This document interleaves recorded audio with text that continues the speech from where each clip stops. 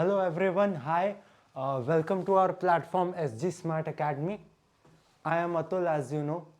हमने पहले ऑलमोस्ट 4 से 5 वीडियोस बना लिए हैं.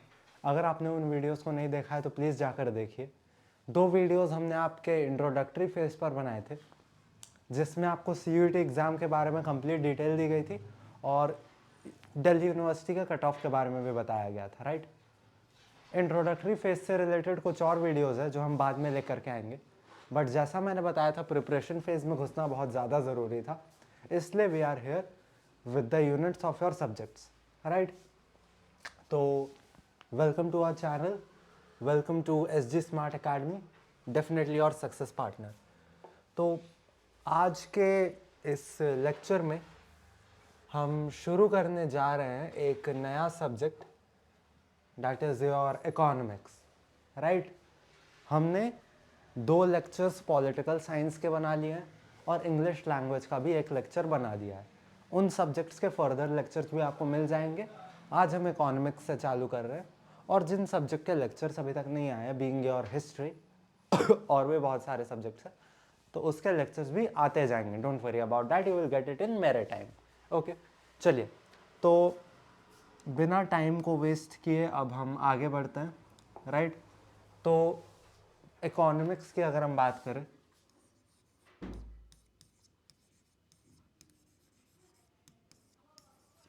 you people are able to grab it, yeah, okay. तो इकोनॉमिक्स की अगर हम बात करें आपके CUET में, CUET के एग्ज़ाम में फॉर श्योर, तो इकोनॉमिक्स के 2 पार्ट्स हैं, वो 2 पार्ट से ही मैरिली क्वेश्चन आता है. First is your micro economics, ठीक है, and second that is your macro economics, right. Syllabus अभी हम डिस्कस करेंगे, ठीक है, थोड़ी देर में.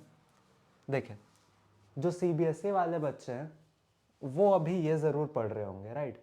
मैक्रो इकोनॉमिक्स वो ज़रूर पढ़ रहे होंगे. तो मैं CBSE का अगर मान के चलूँ तो मैक्रो इकोनॉमिक्स आपके क्लास 12th में है. आप अभी पढ़ रहे होंगे अपनी बोर्ड एग्ज़ाम की प्रिपरेशन के लिए, खास करके जो CBSE वाले हैं उनके पास तो ये फॉर श्योर होगा, राइट. तो आप इसे पढ़ रहे होंगे और आज का हमारा लेक्चर माइक्रो पे है, पर हम मैक्रो भी बाद में ज़रूर लेकर आएंगे, ठीक है. चलिए अब थोड़ा सा माइक्रो के बारे में बताते हैं.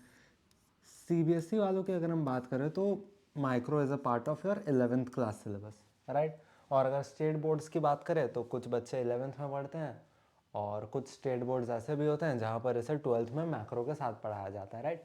पर अगर हम CUET की बात करें तो CUET में क्वेश्चंस माइक्रो और मैक्रो सिर्फ इन दोनों से पूछे जाते हैं, राइट. इंडियन इकोनॉमिक्स, स्टैटिस्टिक्स, ये आपके इकोनॉमिक्स के सिलेबस का पार्ट नहीं है एज फार एज आपका CUET का एग्जाम कंसर्न में है, राइट. तो चलिए, तो for most of the kids macro is in class 12th and micro is in class 11th. अब मैक्रो तो आप पढ़ रहे हो अभी क्लास 12th में, राइट. आपके दिमाग में कॉन्सेप्ट्स होंगे, लेकिन माइक्रो एक ऐसी चीज़ है जो आपने 11th में पढ़ी होगी, तो हो सकता है उसके जो कॉन्सेप्ट्स हैं वो आपके दिमाग में अभी फ्रेश नहीं होंगे, राइट. तो बेटर है कि हम माइक्रो से ही चीज़ों को स्टार्ट करें, ठीक है, ताकि आपको कभी कन्फ्यूजन ना हो. आप माइक्रो और मैक्रो के कॉन्सेप्ट्स के बीच में अभी से ही डिफरेंशिएट करना सीख जाए, राइट. तो चलिए हम अपनी माइक्रो इकोनॉमिक्स को चालू करते हैं, राइट. मैक्रो भी हम ज़रूर डिस्कस करेंगे, लेकिन पहले हम अपनी माइक्रो इकोनॉमिक्स को ख़त्म करेंगे, ठीक है. क्योंकि ये आपने 11th में पढ़ी मोस्ट ऑफ द बच्चों ने, तो इसके कॉन्सेप्ट्स हम आपको रिवाइज और रिफ्रेश करवाएंगे, डिटेल में करवाएंगे. Don't need to worry about that, ठीक है. तो आज के लेक्चर में माइक्रो इकोनॉमिक्स की यूनिट 1 हम डिस्कस करेंगे और यूनिट 1 का नाम है इंट्रोडक्टरी माइक्रो इकोनॉमिक्स. तो आपकी पूरी I must say micro economics के सिलेबस का नाम है, राइट. आपके जो यूनिट 1 है, यूनिट 1 का सीधा सा नाम है इंट्रोडक्शन, ठीक है. आज हम आपके माइक्रो इकोनॉमिक्स के सिलेबस को स्टार्ट कर रहे हैं जिसके पहले यूनिट का नाम है इंट्रोडक्शन. माइक्रो इकोनॉमिक्स क्या है, कैसे है, क्यों है, इसका क्या असर पड़ता है, राइट. ये सब चीज़ें आज हम पढ़ेंगे, बहुत ही बेसिक चीज़ें आज हम देखने वाले हैं माइक्रो इकोनॉमिक्स के बारे में, ओके. तो चलिए सबसे पहले इकोनॉमिक्स एक ऐसा सब्जेक्ट है जहाँ पर जिसका पेपर अगर आप CUET में दे रहे हो तो कुछ चीज़ें जानना बहुत ज़रूरी है, ठीक है. खास करके इसका सिलेबस सही से देखना बहुत ज़रूरी है, क्योंकि यहाँ पे 11th और 12th हम देख रहे हैं दोनों के ही पार्टों से पूछा जा रहा है, राइट। तो हम पहले थोड़ा सिलेबस क्लियर करते हैं, उसके बाद हम अपने इस यूनिट को चालू करेंगे। ओके, तो चलिए थोड़ा सा हम सिलेबस पे आते हैं। इस लेक्चर पे हम आपके सिलेबस को थोड़ा अभी डिस्कस कर लेते हैं, ठीक है, और कॉन्सेप्ट्स भी आपको इसी लेक्चर में बताए जाएंगे। एक और लेक्चर हम आपके लिए रिकॉर्ड करेंगे जिसमें हम यूनिट 1 से जुड़े सारे क्वेश्चंस एमसीक्यूज कर लेंगे। Okay, come on. हाँ, तो इकोनॉमिक्स और बहुत सारे पेपर्स में इसे बिजनेस इकोनॉमिक्स, सीयूईटी के लिए ये दोनों है, बिजनेस इकोनॉमिक्स या इकोनॉमिक्स, दोनों एक ही है, दोनों का पेपर एक ही टाइम पे होता है, राइट। और सिलेबस भी बिल्कुल सेम है, बीईटी इकोनॉमिक्स, ठीक है, दोनों एक ही सब्जेक्ट्स है, no need to worry about that, वो वर्ड देकर डरने की ज़रूरत नहीं है, राइट। चलिए, हाँ, तो हम देखते हैं सीयूईटी यूजी 2026 के लिए आपका क्या सिलेबस बन रहा है। जैसा मैंने बताया, मैक्रो माइक्रो दोनों पूछे जाते हैं, ठीक है। चलिए, तो सबसे पहले तो माइक्रो इकोनॉमिक्स की बात करें, ये माइक्रो इकोनॉमिक्स का है,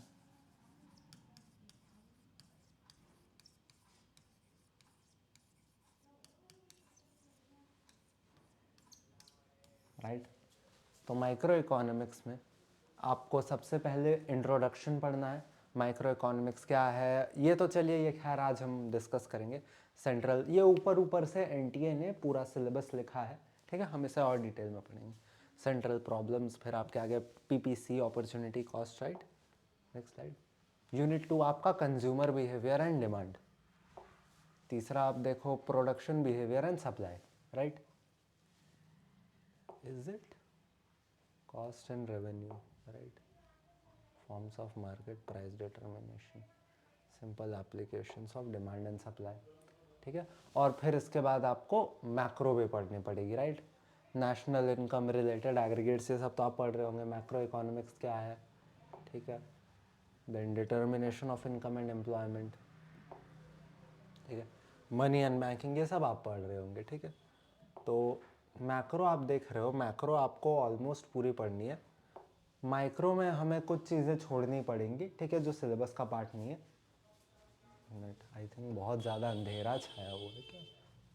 नहीं, इट्स ओके, ऑल राइट, ठीक है, चलेगा, ठीक है। बैलेंस ऑफ मैक्रो आपको ऑलमोस्ट पूरी पढ़नी है। माइक्रो में हमें कुछ चीज़ों को छोड़ना है, राइट, कुछ चैप्टर्स को छोड़ना है, और उन चैप्टर्स को हम छोड़ करके चलेंगे क्योंकि वो सिलेबस का पार्ट नहीं है, ठीक है। और जो सिलेबस का पार्ट होगा वो हम पढ़ेंगे, ठीक है। Let me have a look थोड़ा सा एनटीए के सिलेबस में, फिर विल टेल यू, राइट। चलिए,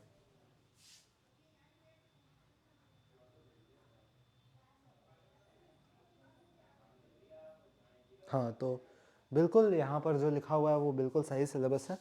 मुझे थोड़ा सा डाउट हुआ तो आई चेक्ड, बट उसमें जो लिखा हुआ था we have to study everything, right. चलिए, चलिए अब हम माइक्रो इकोनॉमिक्स की हमारी जो पहली यूनिट है उसमें जाते हैं। सिलेबस आई होप आपको थोड़ा बहुत आइडिया लग गया कैसे पढ़ना है। माइक्रो आपको यहाँ जो पढ़ाया जाएगा सिर्फ उतना पढ़ना है, और जहाँ तक मैक्रो की बात है तो उसे हम पूरा पढ़ेंगे, राइट, जितना आपने 12th में पढ़ा है पूरा, ठीक है। चलिए, डिलीटेड चैप्टर्स इसमें भी नहीं है, जो क्लास 12th के जो डिलीटेड चैप्टर्स है वो भी इसमें नहीं है, ठीक है। तो will not being concern with that, हम उसके साथ कंसर्न में नहीं रहेंगे, ठीक है। चलिए, तो आपका चैप्टर ज़रा सा चालू करते हैं, ठीक है। आपकी कोर्स 1, ठीक है, इकोनॉमिक्स को ऑफ कोर्स मैंने बताया 2 कोर्सेज में बांटा गया है। फर्स्ट इज और माइक्रो इकोनॉमिक्स, सेकेंड इज और मैक्रो इकोनॉमिक्स। तो हम माइक्रो इकोनॉमिक्स से चीज़ों को स्टार्ट करते हैं। यूनिट 1 इंट्रोडक्शन देता हूँ मैं आपको कि माइक्रो इकोनॉमिक्स है क्या। सबसे पहले देखेंगे इकोनॉमिक्स क्या है, क्योंकि शुरुआत ऐसे ही होती है, राइट, बिल्कुल बेसिक से। बहुत सारे बच्चे बोलते हैं कि आप बेसिक से पढ़ाइए, तो बेसिक से पढ़ाएंगे तो चीज़ें क्लियर होंगी, फाउंडेशन स्ट्रांग होगा तभी आपके ऊपर की चीज़ें क्लियर होंगी, राइट। चलिए, तो सबसे पहले व्हाट इज इकोनॉमिक्स, इसी सवाल को हल करते हैं। देखिए, कुछ चीज़ें आपको बता रहा हूँ, समझ करके चलना है ना।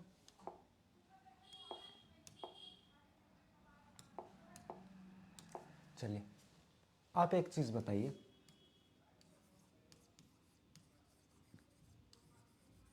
एक इंसान की जो इच्छाएं होती हैं, ठीक है, इच्छाएं, वांट्स होती हैं, ठीक है, वो कितनी होती है, कितनी, हाउ मच? देखिएगा वांट्स, देखिएगा वांट्स, ठीक है। बहुत सारे बच्चे बोलते हैं कि इंसान की 4 वांट्स होती है, रोटी, कपड़ा, मकान और एजुकेशन, लेकिन ऐसी बात नहीं है। यहाँ पर मैंने वांट लिखा है, वांट। अगर मैं ह्यूमन नीड की बात करूँ,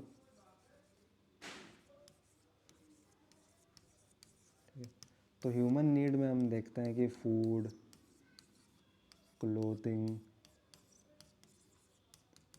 ठीक है, शेल्टर, और आजकल के मॉडर्न टाइम में अगर आप देखें तो हेल्थ और एजुकेशन भी इसका पार्ट बन चुका है, राइट? ठीक है, ये सारी की सारी ह्यूमन नीड है, ह्यूमन नीड। और यहाँ है ह्यूमन वांट्स। अब नीड और वांट के बीच में आपको थोड़ा डिफरेंस बताता हूँ। जिनको मालूम है पहले आप कमेंट्स में लिख दीजिए, जिनको नहीं मालूम है आप वीडियो कंटिन्यू करिए और यहाँ ध्यान दीजिए। चलिए, नीड, नीड का मतलब होता है ज़रूरत, और अगर वांट की बात करें तो वांट का मतलब होता है इच्छा। अब ज़रूरत और इच्छा में एक थिन लाइन गैप है, थिन लाइन भी नहीं, थिक लाइन गैप है, बस लोग समझते नहीं। ज़रूरत, मुझे पानी की ज़रूरत है, मुझे खाने की ज़रूरत है, उसके बिना आप जी नहीं पाओगे, राइट? नीड का मतलब होता है एक ऐसी चीज़ जिसके ना होने से आपका सर्वाइवल मुश्किल हो जाए। और वांट का मतलब होता है एक ऐसी चीज़ जो आपको चाहिए, लेकिन अगर वो आपको नहीं मिली तब भी आपके सर्वाइवल पे कोई फ़र्क नहीं पड़ेगा, ठीक है? तो नीड की अगर बात करें तो it just affects your survival, ठीक है? और वांट की बात करें तो it doesn't affect your survival, ठीक है? आपको बस एक इच्छा हो रही है, मुझे मूवी देखने की इच्छा है, मुझे मैकडोनल्ड्स जाने की इच्छा है, I want to go to McDonald's, right? लेकिन अगर आप वहाँ नहीं जाओगे, ठीक है, मूवी नहीं जाओगे, तो उससे आपके सर्वाइवल पर कोई इफेक्ट नहीं पड़ेगा, राइट? लेकिन अगर आप कहो कि आई नीड वाटर, मुझे पानी की ज़रूरत है, आई नीड फूड, मुझे खाने की ज़रूरत है, तो वो आपके सर्वाइवल पे अफेक्ट कर रहा है। अगर आपको फूड नहीं मिला जिसकी आपको नीड है, नीड, ठीक है, तो उससे आपका सर्वाइवल अफेक्ट होगा, आपकी जान जा सकती है, आप खतरे में पड़ सकते हो, राइट? चलिए एक एक एग्जाम्पल लेके जाइए, ठीक है? जैसे कि I need water, right? Want में आप देखिए,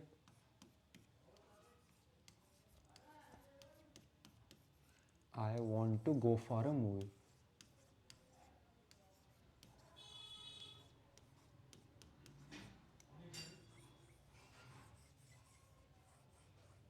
ठीक है?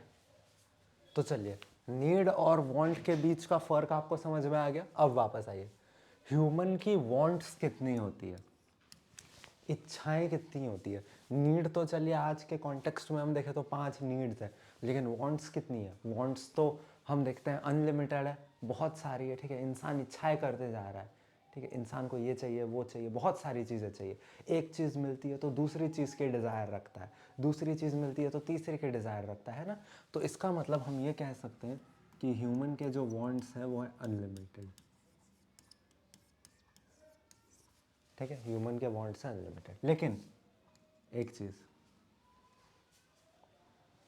मान लीजिए आपकी बहुत इच्छाएं हैं, ठीक है, बहुत सारी इच्छाएं, मूवी जाना है, ठीक है, मैकडी में खाना है, ठीक है, और भी बहुत सारी इच्छाएं हैं, मे बी आप कोई अपनी हॉबी परस्यू करना चाहते हैं, राइट? ठीक है, और एट द सेम टाइम आपको बहुत सारी अपनी नीड्स भी परस्यू करनी है, ठीक है? अब ये सारी चीज़ें हम देखते हैं आपको मिलती है कुछ रिसोर्सेज के दम पर। रिसोर्सेज के दम पर मतलब आपके पास पैसे होंगे तभी आप इन सब चीज़ों को परस्यू कर पाएंगे। ज़्यादा पैसे होंगे तो ज़्यादा वांट्स को सेटिस्फाई कर पाएंगे, कम पैसे होंगे तो कम वांट्स को सेटिस्फाई कर पाएंगे, है ना। तो वही, अगर आपको अपनी वांट्स को सेटिस्फाई करना है तो वांट्स को सेटिस्फाई करने के लिए रिसोर्सेज का होना बहुत ज़रूरी है। लेकिन रिसोर्सेज जो हैं हमारे हम कह सकते हैं हमारे कॉन्टेक्स्ट में, हमारे वर्ल्ड में रिसोर्सेज लिमिटेड है। अब रिसोर्सेज कुछ भी हो सकता है, मोस्ट प्रोबेबली आपका पैसे हो सकते हैं या और भी दूसरी चीज़ें हो सकती हैं, बट रिसोर्सेज हम देखते हैं लिमिटेड है, ठीक है। रिसोर्सेज अनलिमिटेड नहीं है, ठीक है। रिसोर्स का मतलब आप देख सकते हैं कोई भी एसेट जो आपके काम आ जाए, है ना, कोई भी एसेट जो आपके काम आ जाए, ठीक है, आपके वांट को सेटिस्फाई कर दे, ठीक है। तो रिसोर्सेज हम देखते हैं लिमिटेड है और ह्यूमन वांट्स हम देखते हैं अनलिमिटेड है, ठीक है। एक और चीज़, ठीक है, अब देखिए रिसोर्सेज, मान लीजिए रिसोर्सेज का एक एग्जांपल ले लीजिए आप, मान लीजिए मनी, पैसे को ले लीजिए, है ना, मनी।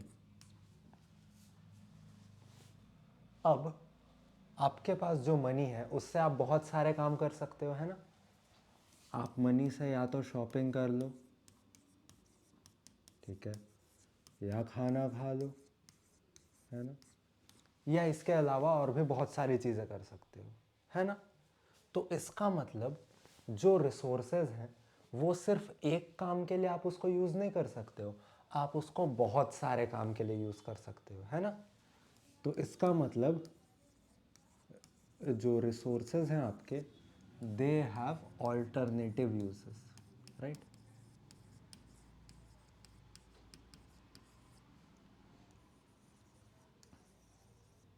ठीक है, रिसोर्स जो हैं उनके ऑल्टरनेटिव यूजेस हैं, राइट। अब आप इस सिचुएशन को देखिए, जब रिसोर्सेज लिमिटेड है, आपके वांट्स अनलिमिटेड है, तो आप सारे के सारे वांट्स को सेटिस्फाई नहीं कर सकते हो। अब जब सारे के सारे वांट्स हम देखते हैं सेटिस्फाई आप नहीं कर सकते हो, तो आपको कुछ वांट्स को चुनना पड़ता है जिनको आप सेटिस्फाई करोगे, ठीक है। मान लीजिए आपको बहुत सारी चीज़ें करनी है, राइट। आपके पास एक मिनिमम अमाउंट ऑफ मनी है, ठीक है, ₹X, मिनिमम अमाउंट नहीं, मतलब एक स्पेसिफाइड अमाउंट ऑफ मनी है। मनी का एग्जांपल मैं बार बार इसलिए ले रहा हूँ क्योंकि ये सबसे ईजीएस्ट एग्जांपल है, हाउएवर रिसोर्सेज दूसरे प्रकार के भी हो सकते हैं, राइट। अगर मैं मनी को रिसोर्स मान के चलूँ और एक एग्जांपल लूँ कि आपके पास एक स्पेसिफाइड अमाउंट ऑफ मनी है और इसको आपको बहुत सारी वांट्स में हम देखते हैं एलोकेट करना है।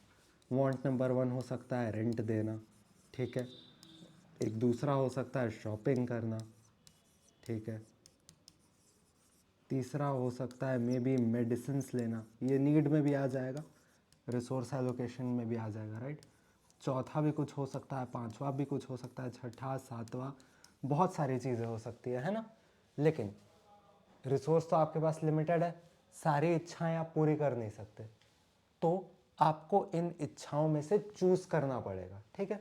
7, 8, 10, 100 जितनी भी इच्छाएं हैं उसमें से कुछ इच्छाएं चूज करके निकालनी पड़ेगी जिसको आप सेटिस्फाई करना चाहते हो, है ना। तो इसका मतलब ये हुआ कि ये जो 3 कंडीशंस है, ह्यूमन वांट्स का अनलिमिटेड होना, रिसोर्सेज का लिमिटेड होना और रिसोर्सेज का ऑल्टरनेटिव तरह तरह के यूजेस होना, इट अराइजेस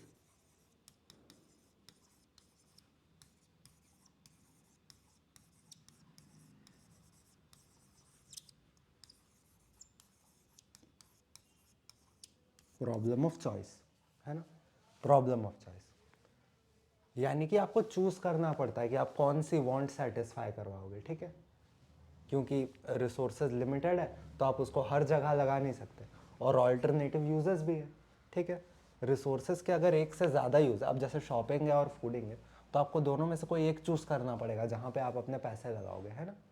दोनों पे आप एक साथ नहीं कर सकते बिकॉज रिसोर्सेज लिमिटेड है, आपको किसी एक जगह एलोकेट करने होंगे, ठीक है। या ऐसे करना होगा, आपको कुछ पैसे यहाँ एलोकेट करने होंगे और कुछ यहाँ एलोकेट करने होंगे, ठीक है। लेकिन यहाँ पे भी एक कैच है, अगर आप यहाँ पर ज़्यादा पैसे एलोकेट कर रहे हो तो यहाँ पे फिर कम करने पड़ेंगे, यहाँ पे अगर बढ़ा के कर रहे हो तो यहाँ पे कम करने पड़ेंगे, बिकॉज रिसोर्स लिमिटेड है, ठीक है। तो आपको वो भी एक चॉइस बनानी पड़ेगी कि आप कहाँ ज़्यादा एलोकेट करना चाहते हो। एक जगह अगर आप बढ़ाओगे दूसरे जगह कम हो जाएगा, राइट। तो आई होप आपको ये प्रॉब्लम ऑफ चॉइस वाली चीज़ समझ आ गई है ना। चलिए थोड़ा सा इसको हम और डिस्कस करते हैं, ठीक है। चलिए अब ये जो हम देखते हैं ह्यूमंस के वांट्स अनलिमिटेड होना, रिसोर्सेस का लिमिटेड होना, है ना, और अल्टरनेटिव यूजेस होना, इसके वजह से choice of problem of choice आना, ठीक है। इस पूरे फेनोमेनन को हम कहते हैं इकोनॉमिक प्रॉब्लम,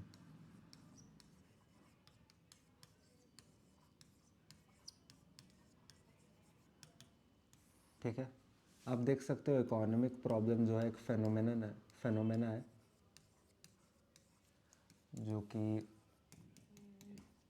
एसोसिएटेड है, आप ये डेफिनेशन देख लो, डैट इज एसोसिएटेड विथ, हम कह सकते हैं fulfilment of human wants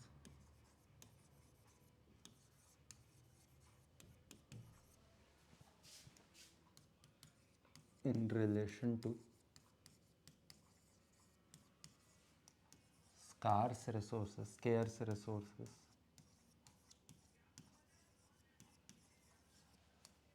with alternative users, ठीक है। आपको तीनों एस्पेक्ट्स डालने होंगे, ठीक है, राइट। क्योंकि तीनों एस्पेक्ट्स हम देख रहे हैं प्रॉब्लम ऑफ चॉइस को लेकर के आ रही है, इकोनॉमिक प्रॉब्लम कॉज कर रही है, राइट।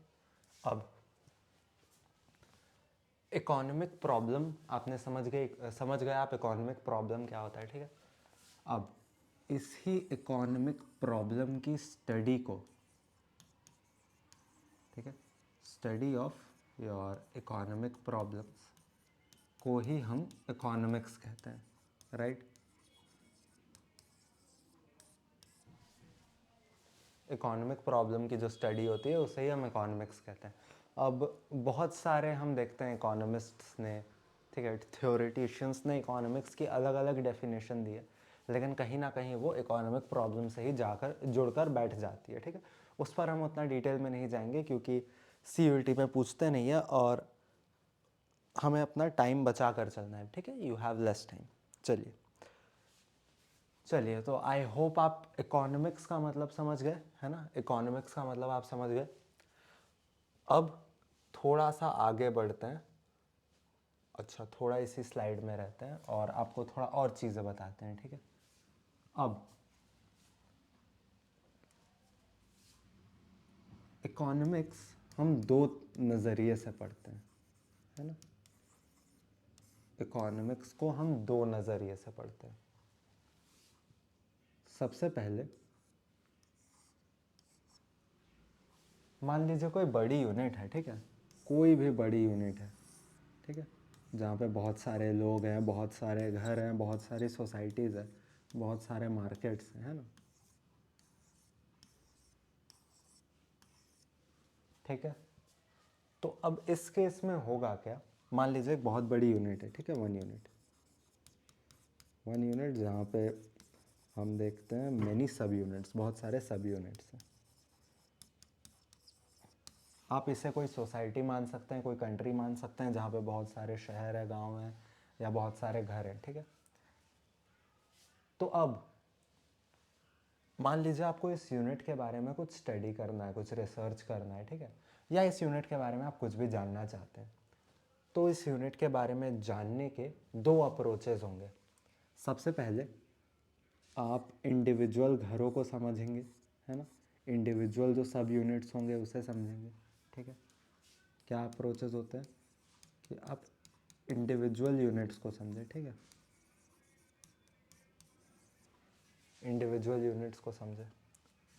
और उसके बाद क्या होता है, इंडिविजुअल यूनिट्स को पढ़ने के बाद या फिर ऐसे ही एज अ होल आप पूरी यूनिट को फिर स्टडी करते हो, है ना, एज अ होल, ठीक है। तो हम दो तरीके से यहाँ पर किसी भी यूनिट को देखते हैं।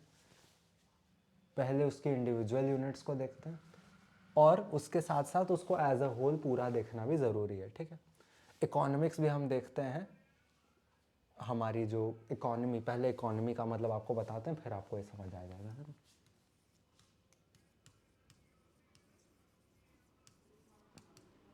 इकोनॉमी, इकोनॉमी का मतलब कोई ऐसा सिस्टम, इकोनॉमी का मतलब कोई जगह नहीं होती, हाँ जगह भी होती है उसमें, लेकिन इकोनॉमी को हम एक सिस्टम की तरह देखेंगे, क्योंकि इकोनॉमी हम देखते हैं सिर्फ एक ऑफलाइन सेटअप नहीं है, राइट। तो हम इसे जगह नहीं कह सकते, ठीक है। Economy is not a place, ठीक है। इकोनॉमी इज़ अ सिस्टम, ठीक है। तो इकोनॉमी एक सिस्टम है, एक ऐसा सिस्टम है जहाँ पर लोग काम करके पैसे कमाते हैं। A system in which people earn their living.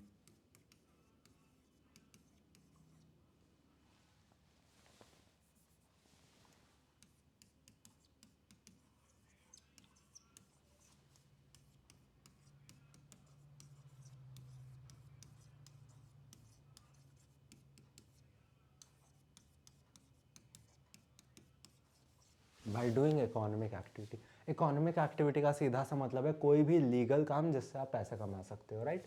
तो पैसे कमा सकते हो या पैसे के इक्विवेलेंट कोई भी रिसोर्स प्राप्त कर सकते हो, है, तो उसे आप इकोनॉमिक एक्टिविटी कह देते हो। अब इकोनॉमी का मतलब एक ऐसा सिस्टम जिसमें लोग पैसे कमा रहे हैं इकोनॉमिक एक्टिविटी करके, ठीक है। एग्जाम्पल सीधा सा है इंडियन इकोनॉमी, ठीक है। आपकी इंडियन इकोनॉमी, लोग काम करते हैं इंडिया में, ठीक है, ऑनलाइन ऑफलाइन हाइब्रिड सारे मॉडल्स पे काम करते हैं, इसीलिए इसे सिस्टम बोला गया, प्लेस नहीं बोला गया। प्लेस नहीं इसलिए नहीं बोला गया क्योंकि किसी जगह पर हम देखते हैं मोस्टली काम नहीं होता, ये सिर्फ एक ऑफलाइन सेटअप नहीं है, ठीक है, नॉट एन ऑफलाइन सेटअप। हम देखते हैं इंडिया में ऑनलाइन भी काम होता है, वो तो जगह नहीं हुई, राइट, ऑनलाइन सेटअप भी है। फिर हम देखते हैं हाइब्रिड सेटअप भी है, राइट, हाइब्रिड मतलब इन दोनों का मिक्सचर। तो इसलिए हम इसे एक सिस्टम कह देते हैं, राइट, जहाँ पे लोग पैसे कमाते हैं इकोनॉमिक एक्टिविटी करके, ठीक है। जैसे इंडियन इकोनॉमी, इंडिया के अंदर लोग पैसे कमा रहे हैं लीगल इकोनॉमिक एक्टिविटी करके एक सिस्टम के थ्रू, ठीक है। अब इसी यूनिट को एक इकोनॉमी मान लीजिए। एक इकोनॉमी के अंदर आप इंडिविजुअल फॉर्म्स जो आपके होते हैं, फॉर्म्स यानी फैक्ट्रीज, ठीक है, हाउस होल्ड्स मतलब वो जो अपना लेबर कंट्रीब्यूट करते हैं, ठीक है। यहाँ से हम देखते हैं लेबर्स जाते हैं, ये चीज़ और आप डिटेल में पढ़ेंगे। ये यहाँ से लेबर्स जाते हैं फॉर्म में काम करने के लिए, ठीक है, और हम इसको पूरी साइकिल पढ़ेंगे, लेकिन अभी आप इतना समझो कि हाउस होल्ड से लेबर जाते हैं फॉर्म्स में काम करने के लिए, है ना। अब इसे आप पूरी इकोनॉमी मानो, यहाँ पर आप इंडिविजुअल फॉर्म को पढ़ोगे, इंडिविजुअल हाउस होल्ड को पढ़ोगे, ठीक है, और फिर पूरे इकोनॉमी को एज अ होल भी पढ़ोगे, ठीक है, पूरे इकोनॉमी को। तो जब आप इंडिविजुअल यूनिट्स को पढ़ते हैं इकोनॉमी में, तो उसे हम कह देते हैं माइक्रो इकोनॉमिक्स, ठीक है, और जब हम इकोनॉमी को एज अ होल पढ़ते हैं तो उसे हम कहते हैं मैक्रो इकोनॉमिक्स, है ना। चलिए इसके बारे में थोड़ा सा और डिटेल में जाते हैं। यहाँ पे माइक्रो वर्सेस मैक्रो, है ना, ठीक है। कुछ डिफरेंसेस बताऊंगा, आप ज़रूर उसको लिखिएगा, ठीक है। ये जो है studies economics eight individual level.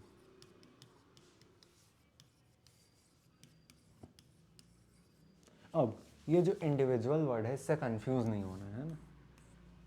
Individual word हम देखते हैं किसी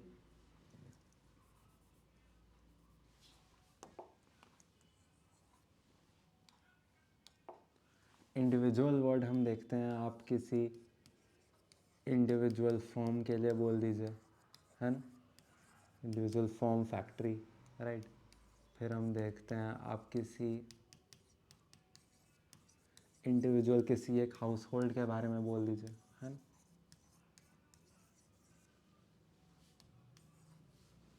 फिर हम देखते हैं आप किसी वन प्रोडक्ट मार्केट के बारे में भी बोल दीजिए, उसे भी माइक्रो इकोनॉमिक्स में ही माना जाता है। वन प्रोडक्ट मार्केट मतलब मान लीजिए कोई प्रोडक्ट ले लीजिए जैसे एप्पल, तो एप्पल की जो पूरी मार्केट है, ठीक है, एप्पल की जो पूरी मार्केट चल रही है इकोनॉमी में, वो भी आप माइक्रो के अंदर ही पढ़ेंगे, ठीक है, मैक्रो में उसे नहीं डालेंगे। मैक्रो का concept I will give you, ठीक है। तो studies economies individual level, form, house hold, one product market, ये सारी चीज़ें आती है ना। मैक्रो की बात करें तो ये पूरी इकोनॉमी को एज अ होल पढ़ता है, पूरी इकोनॉमी को, है ना। यहाँ पर वन प्रोडक्ट मार्केट आपने देखा, मैक्रो में जितने प्रोडक्ट्स हैं, ठीक है, सारे प्रोडक्ट्स का मार्केट हम पढ़ते हैं, ठीक है। चलिए स्टडीज देखते हैं इकोनॉमी एज अ होल।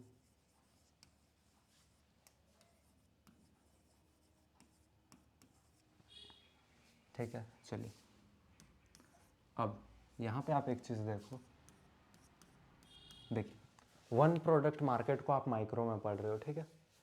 तो जब हम डिमांड और सप्लाई पढ़ेंगे तब हमें पता चलेगा कि आपकी जो डिमांड कर्व वैसे आती है और सप्लाई कर्व वैसे जाती है, वो यहाँ इंटरसेक्ट करती है, राइट, एक पॉइंट पे इंटरसेक्ट करती है और वो इक्विलिब्रियम प्राइस देता है आपको, राइट। इसके बारे में अगर आपको पता है तो वेल इनफ, नहीं मालूम है तो हम आगे ज़रूर इसके बारे में डिस्कस करेंगे, हमारे सिलेबस में है ही, है ना। और इसे इक्विलिब्रियम क्वांटिटी कहते हैं। तो चूँकि माइक्रो इकोनॉमिक्स के जो एक प्रोडक्ट मार्केट है, उस एक प्रोडक्ट मार्केट का जो इक्विलिब्रियम प्राइस है वो हम माइक्रो इकोनॉमिक्स के कॉन्सेप्ट्स, डिमांड और सप्लाई वाले कॉन्सेप्ट्स लगा के हम पता कर पा रहे हैं इक्विलिब्रियम प्राइस, ठीक है। इसलिए इस माइक्रो इकोनॉमिक्स को हम थ्योरी ऑफ प्राइस भी कहते हैं,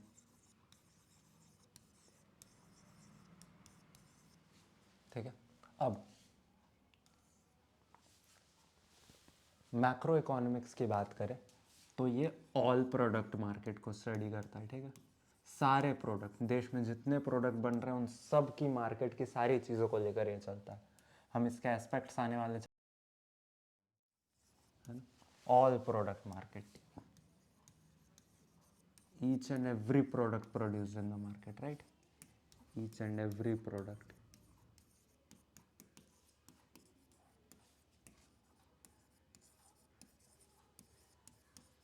each and every product produce in the market. अब चूंकि ये ऑल प्रोडक्ट मार्केट के बेसिस पे चल रहा है, ठीक है, सारे के सारे प्रोडक्ट्स जो मार्केट में उसको कंसर्न पे लेकर के चल रहा है, तो मैक्रो में आप एक कॉन्सेप्ट पढ़ेंगे या पढ़ भी रहे होंगे, जहाँ पे सारे प्रोडक्ट, मार्केट के सारे प्रोडक्ट का डिमांड और सप्लाई निकाल करके हम उससे हम इनकम पता कर सकते हैं, राइट, कितना आउटपुट हुआ है वो पता कर सकते हैं, और साथ ही साथ देश में कितनी रोज़गारी है हम वो पता कर सकते हैं ना, एम्प्लॉयमेंट, ठीक है, कॉन्सेप्ट्स लगा करके।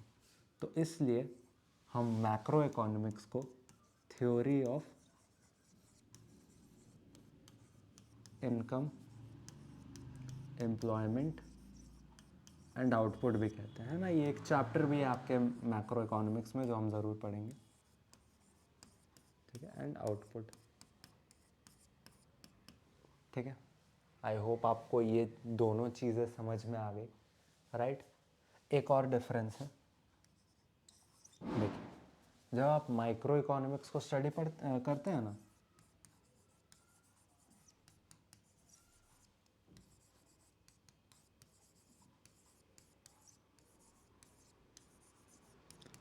स्टडिंग में जब आप माइक्रो इकोनॉमिक्स की स्टडी करते हैं तो आप ये मान करके चलते हैं कि जितने भी मैक्रो इकोनॉमिक्स के वेरिएबल्स हैं, जितनी भी मैक्रो इकोनॉमिक्स से जुड़ी हुई चीज़ें हैं, ठीक है, मैक्रो इकोनॉमिक्स के जितने भी वेरिएबल्स हैं वो सारे के सारे कांस्टेंट हैं, ठीक है। और जब आप मैक्रो इकोनॉमिक्स की स्टडी करते हैं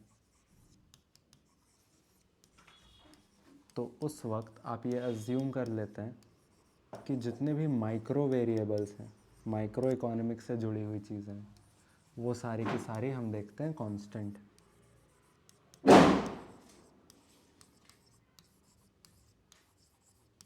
माइक्रो इकोनॉमिक्स से जुड़े हुए जितने भी वेरिएबल्स हैं हम देखते हैं कांस्टेंट, राइट। हो सकता है आपको अभी ऊपर ऊपर से क्लियर हुआ हो, बट ट्रस्ट में जब ये सिलेबस हमारा पूरा ख़त्म हो जाएगा तब आपको ये पॉइंट्स और अच्छे से क्लियर होंगे, राइट। चलिए, तो अभी के लिए आपको बस इतना ही डिफरेंस जानना था, राइट। चलिए, हाँ, इकॉनमी के बारे में हमने ऑलरेडी पढ़ा। ये एक सिस्टम है जहाँ पे हम देखते हैं लोग पैसे कमाते हैं, यानी कि अपनी लिविंग अर्न करते हैं, earn their living by doing economic activity, right.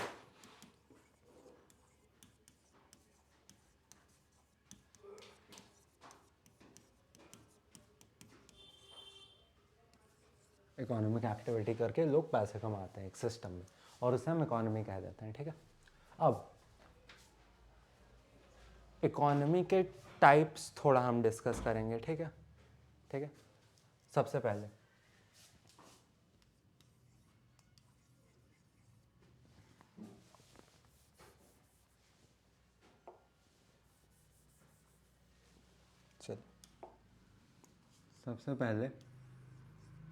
On the basis of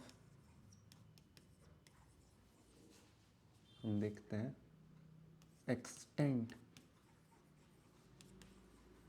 of relations, ठीक है, बिटवीन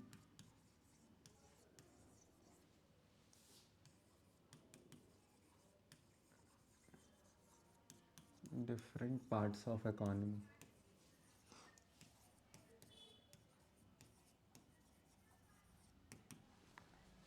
इसका मतलब क्या हुआ, on the basis of extent of relations between different parts of economy. देखिए, आपको ये चीज़ ज़रूर मालूम होगी कि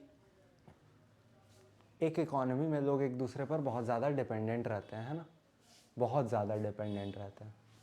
बहुत ज़्यादा भी नहीं, मतलब कुछ कुछ इकोनॉमीज़ में मॉडरेट लेवल पे डिपेंडेंट रहते हैं, कुछ कुछ इकोनॉमीज़ में हम देखते हैं बहुत ज़्यादा हाई लेवल पे डिपेंडेंट रहते हैं, है ना। तो उसी बेसिस पर हमने क्लासिफाई किया है, ठीक है, चीज़ों को। एक्सटेंट ऑफ रिलेशंस, कितना रिलेशंस है, कितनी डिपेंडेंसी है, ठीक है। रिलेशंस को आप यहाँ पे डिपेंडेंसी के तौर पे भी ले सकते हो, ठीक है। कितना रिलेशंस है, कितनी डिपेंडेंसी है between different parts of the economy, ठीक है। तो इसके बेसिस पर हमने दो पार्ट्स में डिवाइड किया है, ऐसे बताऊँ या ऐसे बताऊँ, दो पार्ट्स में डिवाइड किया। तो रिलेशंस के एक्सटेंट के बेसिस पे, यानी कि डिपेंडेंसी, इकोनॉमीज़ के जो डिफरेंट पार्ट्स हैं एक इकोनॉमी के, उन पार्ट्स के बीच का जो रिलेशन है और या जो डिपेंडेंसी है, जो पार्ट्स एक दूसरे पर निर्भर करते हैं, वो किस हद तक निर्भर करते हैं, उसके बेसिस पर हमने इकोनॉमी को दो तरीके से क्लासिफाई किया। एक है सिंपल इकोनॉमी और दूसरी है कॉम्प्लेक्स इकोनॉमी।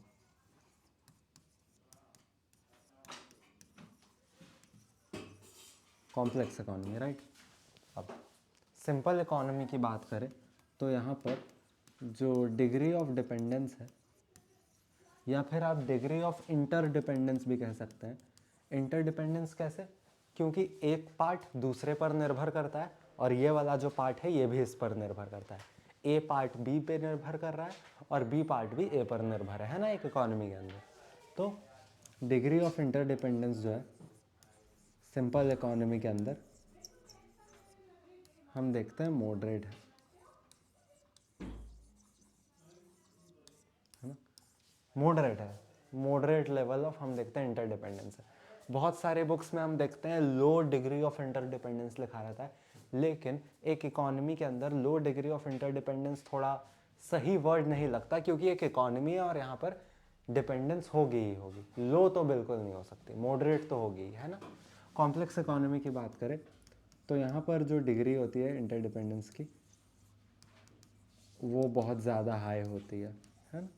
लोग एक दूसरे पर, एक दूसरे के पार्ट्स जो होते हैं, एक जो इकोनॉमी के पार्ट्स होते हैं, ठीक है, वो एक दूसरे पर बहुत ज़्यादा निर्भर करते हैं, बहुत ज़्यादा, ठीक है। तो आई होप आप ये समझ गए। Degree of interdependence simple economy के कॉन्टेक्स्ट में मॉडरेट होता है और कॉम्प्लेक्स इकोनॉमी की बात करें तो बहुत ज़्यादा हाई होता है।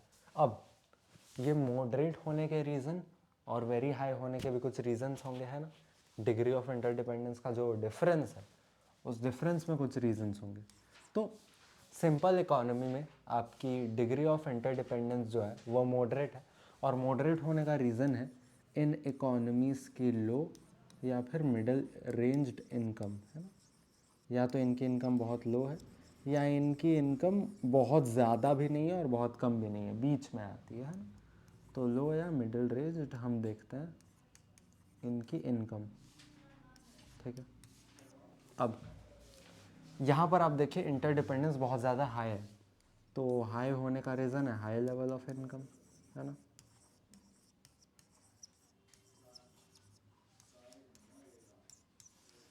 इनकम ज़्यादा होने की वजह से लोग ज़्यादा प्रोड्यूस कर रहे हैं, ज़्यादा कंज्यूम कर रहे हैं, ठीक है। तो हम देखते हैं इंटरडिपेंडेंस भी बहुत ज़्यादा हो जा रही है उसके वजह से, ठीक है। तो आई होप ये चीज़ आपको क्लियर है। इस पर मोस्टली सवाल नहीं आता है तो आपको इससे ज़्यादा जानने की ज़रूरत नहीं है, ठीक है। ये था हमारा पहला बेसिस। हम दूसरे बेसिस पर अब जा रहे हैं, ठीक है, जहाँ पर आपको थोड़ा चीज़ों को जानना ज़रूरी है गहराई से, ठीक है। चलिए अब बढ़ते हैं हम अगले बेसिस की तरफ। ये मैंने थोड़ा सा पहले से लिख के रखा था आप लोगों के लिए, है ना।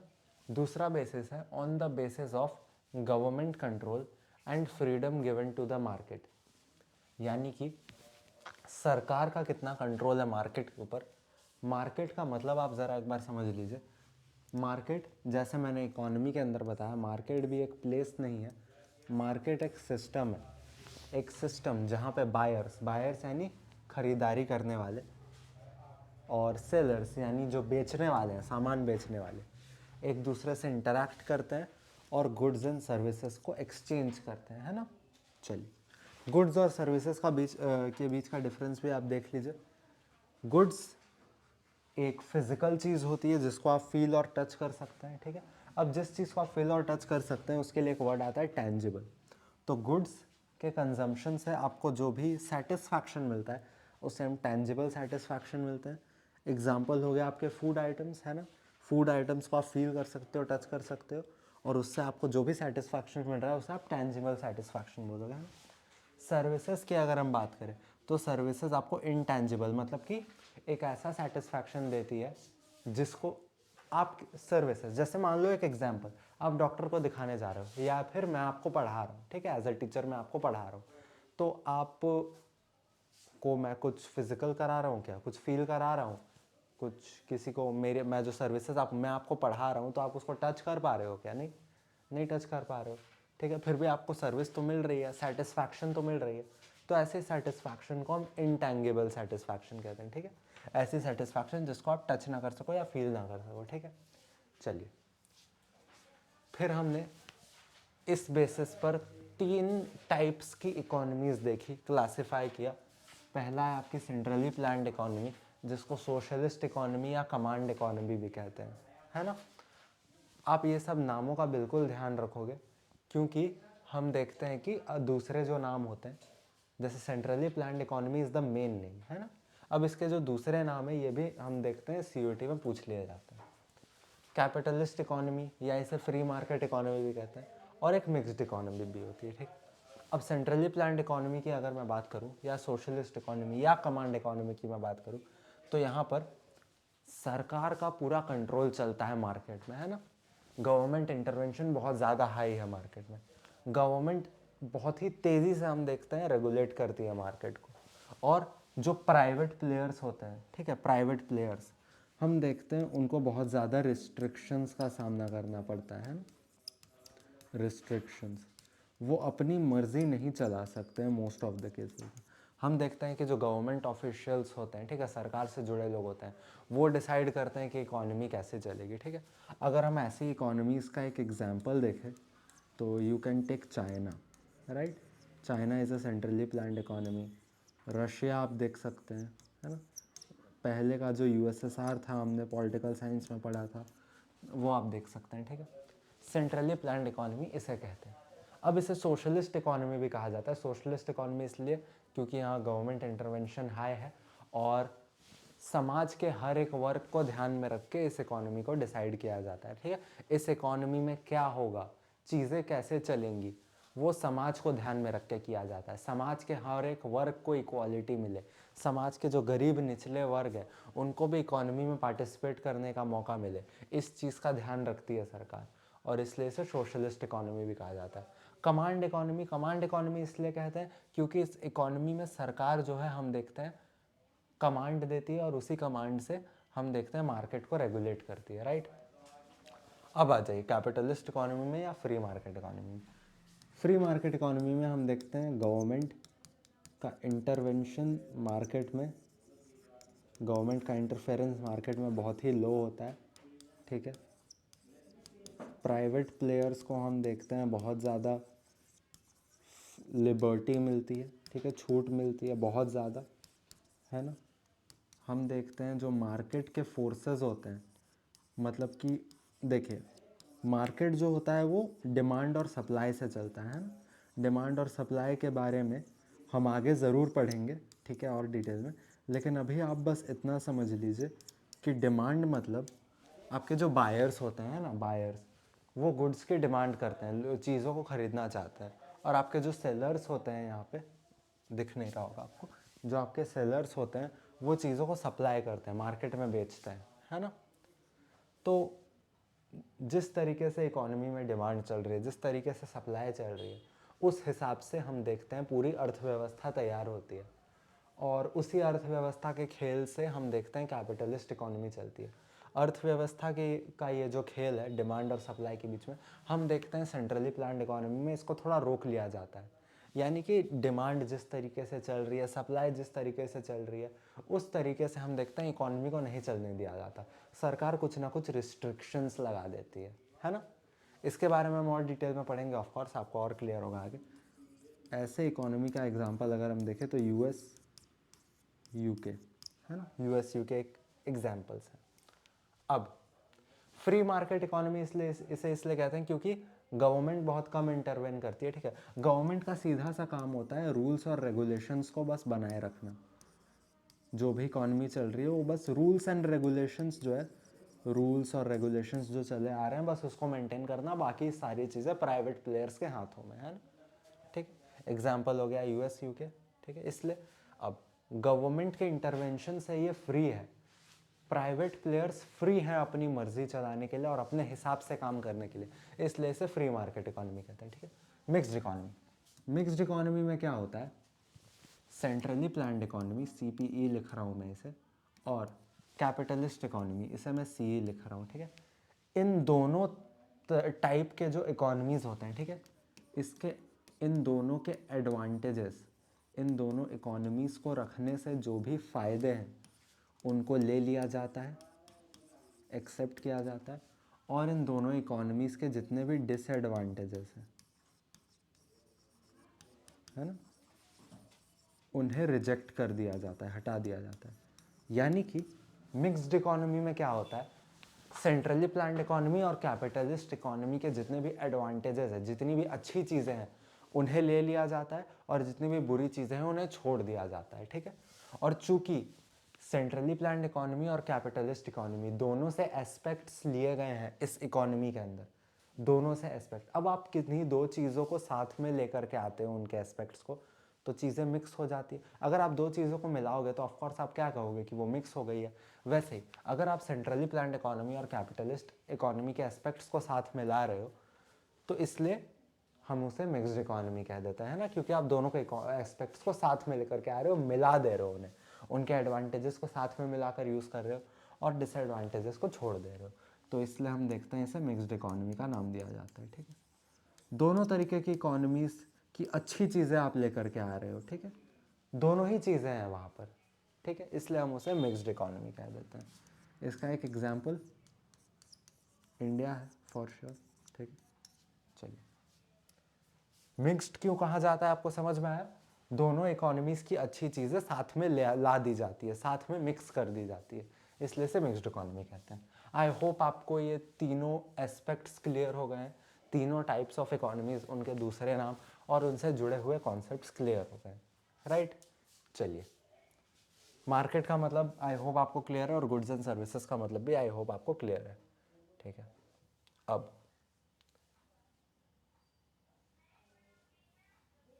एक और चीज़ जो मैं आपके साथ डिस्कस करना चाहता हूँ आगे जाने से पहले, राइट, आगे जाने से पहले एक और चीज़,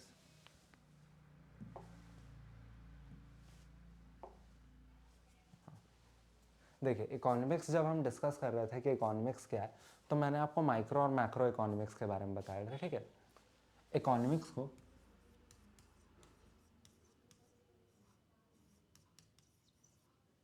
आप एक और बेसिस पे क्लासिफाई कर सकते हो, ठीक है। वो तो उसको माइक्रो और मैक्रो में क्लासिफाई कर दिया गया ऑन द बेसिस ऑफ कि वो इंडिविजुअल को देख रहा है या एज अ होल इकोनॉमी को देख रहा है, राइट।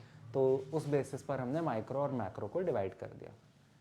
एक और क्लासिफिकेशन होता है इकोनॉमिक्स का, it is based on arguments, arguments, right? It is based on arguments, based on arguments, views, ठीक है। बेस्ड ऑन आप लिख सकते हो नेचर ऑफ आर्ग्यूमेंट्स, ज़्यादा अच्छा रहेगा, नेचर ऑफ आर्ग्यूमेंट्स व्यूज, ठीक है। किस तरीके के आर्ग्यूमेंट्स पेश किए जा रहे हैं कि इकोनॉमी में, ठीक है, इकोनॉमिस्ट के द्वारा, ठीक है, या किसी के भी द्वारा, ठीक है। लेकिन इकोनॉमिक्स से जुड़े हुए जितने भी आर्ग्यूमेंट्स है, व्यूज़ है, उसके नेचर के बेसिस पर हमने इकोनॉमिक्स को डिवाइड कर दिया, पॉजिटिव इकोनॉमिक्स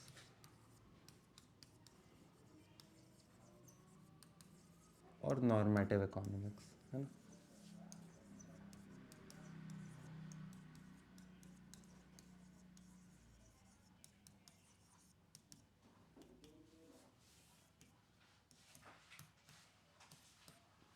ठीक है, पॉजिटिव इकोनॉमिक्स और नॉर्मेटिव इकोनॉमिक्स।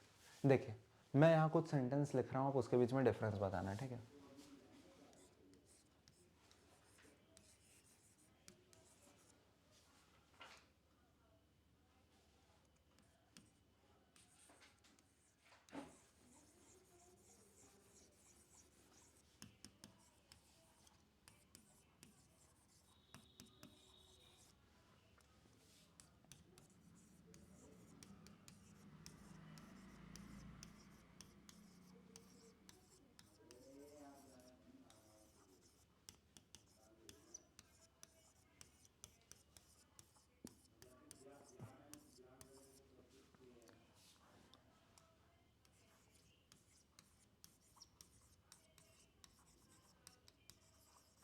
ध्यान से पढ़िएगा इन सेंटेंसेस को और इसके बीच में डिफरेंस निकालने की कोशिश कीजिएगा।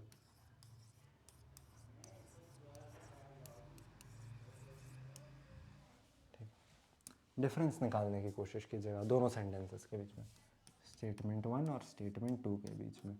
अगर आपको डिफरेंस समझ में आ गया तो आप कमेंट्स में लिख दीजिए, नहीं आया तो आई एम टेलिंग यू। देखिए पहला sentence, India is a developing country, okay.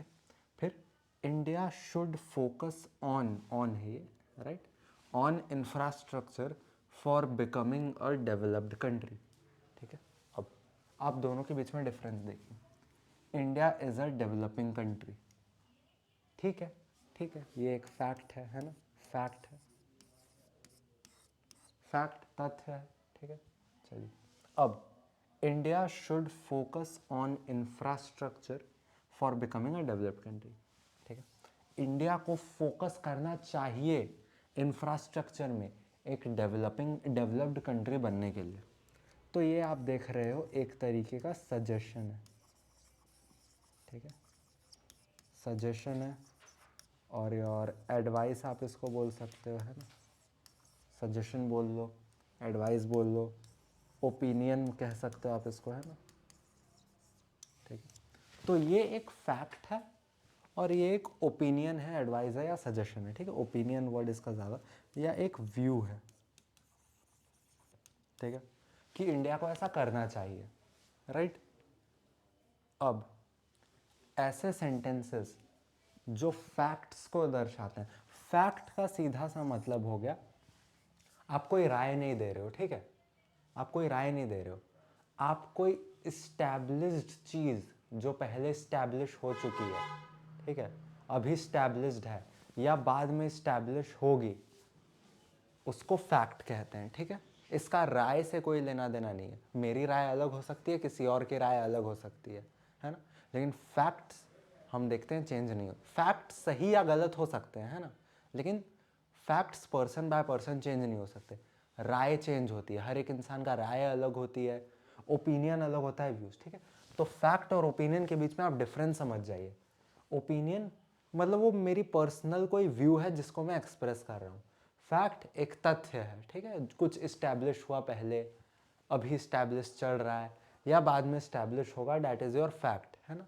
Fact वैसे सही गलत भी हो सकते हैं, जैसे अगर मैं यहाँ लिख दूँ India is not a developing country, तो ये भी किसी की राय नहीं बता रहा है ना, ये एक सीधा सा फैक्ट बता रहा है। फैक्ट गलत फैक्ट है, ऑफ कोर्स रॉन्ग फैक्ट है, बट फिर भी ये एक फैक्ट की तरह हमें नज़र आ रहा है। यहाँ पर आप देखिए, सबसे पहले तो शुड ही वर्ड लगा दिया, वही बता रहा है कि इस भाई साहब की कोई ओपिनियन है, करना चाहिए, ठीक है। तो हम देखते हैं कि यहाँ पे ओपिनियन, व्यू, एडवाइस, सजेशन आ रहा है, यहाँ पे फैक्ट आ रहा है। अब फैक्ट बताने वाले जितने भी हम देखते हैं स्टेटमेंट्स है, उनको हम पॉजिटिव इकोनॉमिक्स के अंदर डालते हैं,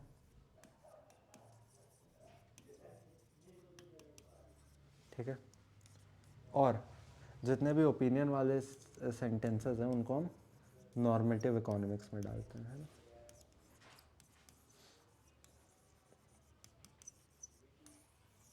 चलिए, अब पॉजिटिव इकोनॉमिक्स जो है ये फैक्ट से डील करता है, ठीक है, फैक्ट से डील करता है। अब और ये जो है हम देखते हैं ओपिनियंस से डील करता है, ठीक है, ओपिनियंस, व्यूज़, ठीक है। ओपिनियंस राय, कोई राय दे रहा है, सुझाव दे रहा है, सजेशन दे रहा है, तो वो यहाँ आ जाएगा। कोई फैक्ट बता रहा है, फैक्ट का इंसान की राय से कोई लेना देना नहीं है। जैसे अगर मैंने बोला India is a developing country या नॉट अ डेवलपिंग कंट्री, हो सकता है मैं सच बोल रहा हूँ, झूठ बोल रहा हूँ, लेकिन मैं अपनी कोई राय नहीं दे रहा हूँ, है ना। तो राय अगर दे रहे हो आप तो वो नॉर्मेटिव इकोनॉमिक्स में आएगी, फैक्ट अगर आप पेश कर रहे हो तो पॉजिटिव इकोनॉमिक्स में आएगी। अब एक और चीज़, मान लीजिए आपके पास कोई फैक्ट है, ठीक है, जैसे India is a developing country या India is not a developing country, तो आप किसी फैक्ट को सही या गलत साबित कर सकते हो डेटा के मदद से, है ना। आप डेटा कलेक्ट कर लो, कोई इंफॉर्मेशन कलेक्ट कर लो और चेक कर सकते हो कि ये फैक्ट सही है या गलत है, ठीक है। तो पॉजिटिव इकोनॉमिक्स में ये जो फैक्ट्स होते हैं इनको वेरीफाई किया जा सकता है ना, वेरीफाई किया जा सकता है। वही अगर हम ओपिनियंस और व्यूज़ की बात करें तो इनको आप वेरीफाई नहीं कर सकते, क्योंकि हर इंसान अपनी अलग अलग राय दे रहा है। अब आप इंसान की राय को कैसे वेरीफाई करेंगे, वो तो बस अपनी राय दे रहा है, एक इंसान कुछ और कह रहा है, दूसरा इंसान कुछ और राय दे रहा है। राय को आप कभी वेरीफाई नहीं कर सकते, क्योंकि वो चीज़ कभी स्टैब्लिश ही नहीं वो। अब देखिए, India should focus on infrastructure, अब इस चीज़ को आप वेरीफाई नहीं कर सकते हैं, राइट। फैक्ट्स को तो आप कर सकते हैं, India is not a developing country मान लीजिए मैंने बोल दिया, तो आप इसको वेरीफाई कर सकते हो, डेटा कलेक्ट कर लो, चेक करो कि ये जो कथन बोला गया है वो सही है या नहीं, लेकिन इसको आप वेरीफाई नहीं कर सकते हो, राइट। तो it can not be verified, सीधी सी बात है, ठीक है। आई होप आपको ये चीज़ क्लियर हो गई है, ठीक है। देखिए, फैक्ट्स की अगर ये बात कर रहा है तो पॉजिटिव इकोनॉमिक्स हमें ये बताता है कि अभी क्या है ना, पहले क्या था और आगे क्या होगा। जैसे मैंने बोला India is a developing country, तो ये व्हाट इज़ को आंसर कर रहा है, ठीक है। अब मैं पास्ट का कुछ बोल दूं कि India was under British rule for 200 years, तो वो भी एक फैक्ट बताया मैंने, है ना, तो वो व्हाट वॉज बता दिया, ठीक है। India will complete 100 years of independence in 2047, आप इसको चेक भी कर सकते हो, डेटा कलेक्ट करोगे, अरे 1947 में इंडिपेंडेंट हुआ था इंडिया, तो हाँ 100 साल तो हो जाएंगे, वेरीफाई कर लिया मैंने, है ना। तो ये व्हाट विल भी यहाँ पे आंसर हो गया, ठीक है। आई होप आप ये तीन चीज़ें समझ गए हैं, ठीक है। अब नॉर्मेटिव ये बताता है कि what ought to be, what ought to be मतलब क्या होना चाहिए, है ना। फॉर ओपिनियंस, व्यूज, आइडियल चीज़ें भी बताता है, हम देखते हैं, है ना? क्या होना चाहिए, जैसे इंडिया को फोकस करना चाहिए, ठीक है, व्हाट आउट टू बी, तो इंडिया को क्या करना चाहिए वो यहाँ पे आंसर हो रहा है, ठीक है। अब क्या करना चाहिए उसको आप वेरीफाई नहीं कर सकते हो, ठीक है, क्योंकि वो चीज़ इस्टेब्लिश्ड ही नहीं है, ठीक है। ये तीन जो हम क्वेश्चंस को आंसर करते हैं या स्टैब्लिश चीज़ों में करते हैं, और उसके लिए आप डेटा कलेक्ट करके वेरीफाई कर सकते हो, है ना। यहाँ पे वो चीज़ हम देखते हैं उपलब्ध नहीं है, राइट। चलिए, फैक्ट्स मैं एक बार फिर बता रहा हूँ, फैक्ट्स का सही होना ज़रूरी नहीं है, गलत फैक्ट्स भी हम देखते हैं पॉजिटिव इकोनॉमिक्स के ही अंदर आएंगे, ठीक है। फैक्ट्स का सही होना गलत होना ज़रूरी नहीं है, बस जो स्टेटमेंट आपको दी हुई है वो फैक्ट होनी चाहिए। अगर वो फैक्ट है तो वो पॉजिटिव इकोनॉमिक्स के अंदर आएगी, ठीक है। सही है या गलत है वो तो आप वेरीफाई कर सकते हो फॉर श्योर, है ना। तो आपको चाहे स्टेटमेंट सही लगे या गलत लगे, अगर वो फैक्ट बता रही है तो वो पॉजिटिव इकोनॉमिक्स का पार्ट है, ठीक है। चलिए, आई होप आपको ये डिफरेंस क्लियर हो गया है ना। चलिए, अब बढ़ते हैं थोड़ा और आगे।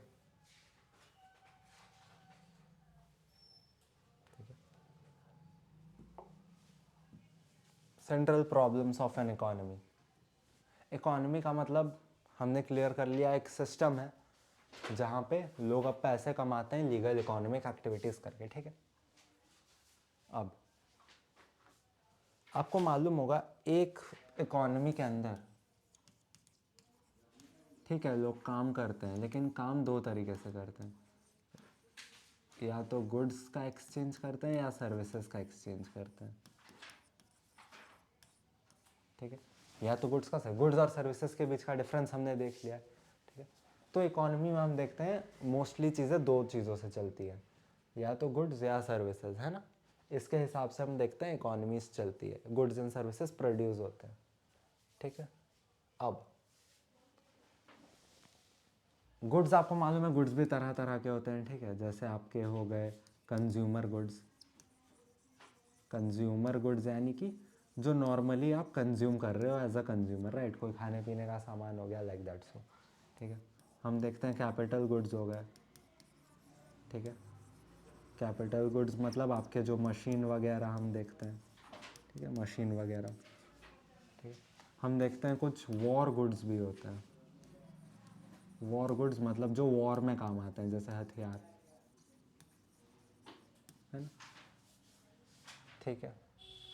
और सर्विसेज भी हम देखते हैं तरह के होते हैं, जैसे टीचर हो गए, है ना, डॉक्टर हो गए, आर्मी वाले हो गए, ठीक है, पुलिस वाले हो गए, ये सारे भी सर्विस दे रहे हैं, ठीक है। इनका जो काम होता है इसको आप टच या फील तो नहीं कर सकते हो, ठीक है।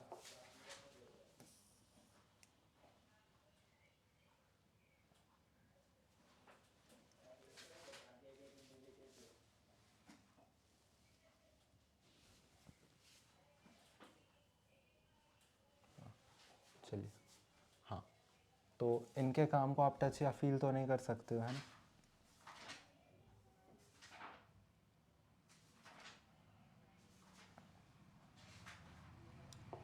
ठीक, तो इनके काम को आप टच और फील कर नहीं सकते हो, इसके लिए ये सारे सर्विसेज में आ जा रहे हैं, ठीक है।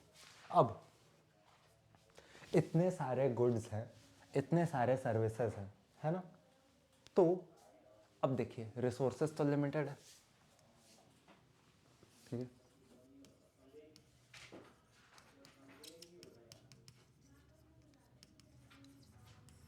अब चूंकि रिसोर्सेज लिमिटेड है, तो आप सारे के सारे गुड्स एक साथ बहुत ज़्यादा मात्रा में नहीं बना सकते हो, ठीक है। सारे के सारे सर्विसेज बहुत ज़्यादा मात्रा में आप नहीं बना सकते हो, ठीक है।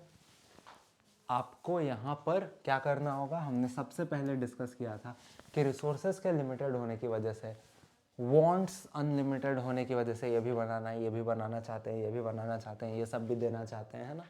और रिसोर्सेज के ऑल्टरनेटिव यूज़ होने की वजह से हम देखते हैं चॉइस की प्रॉब्लम आती है,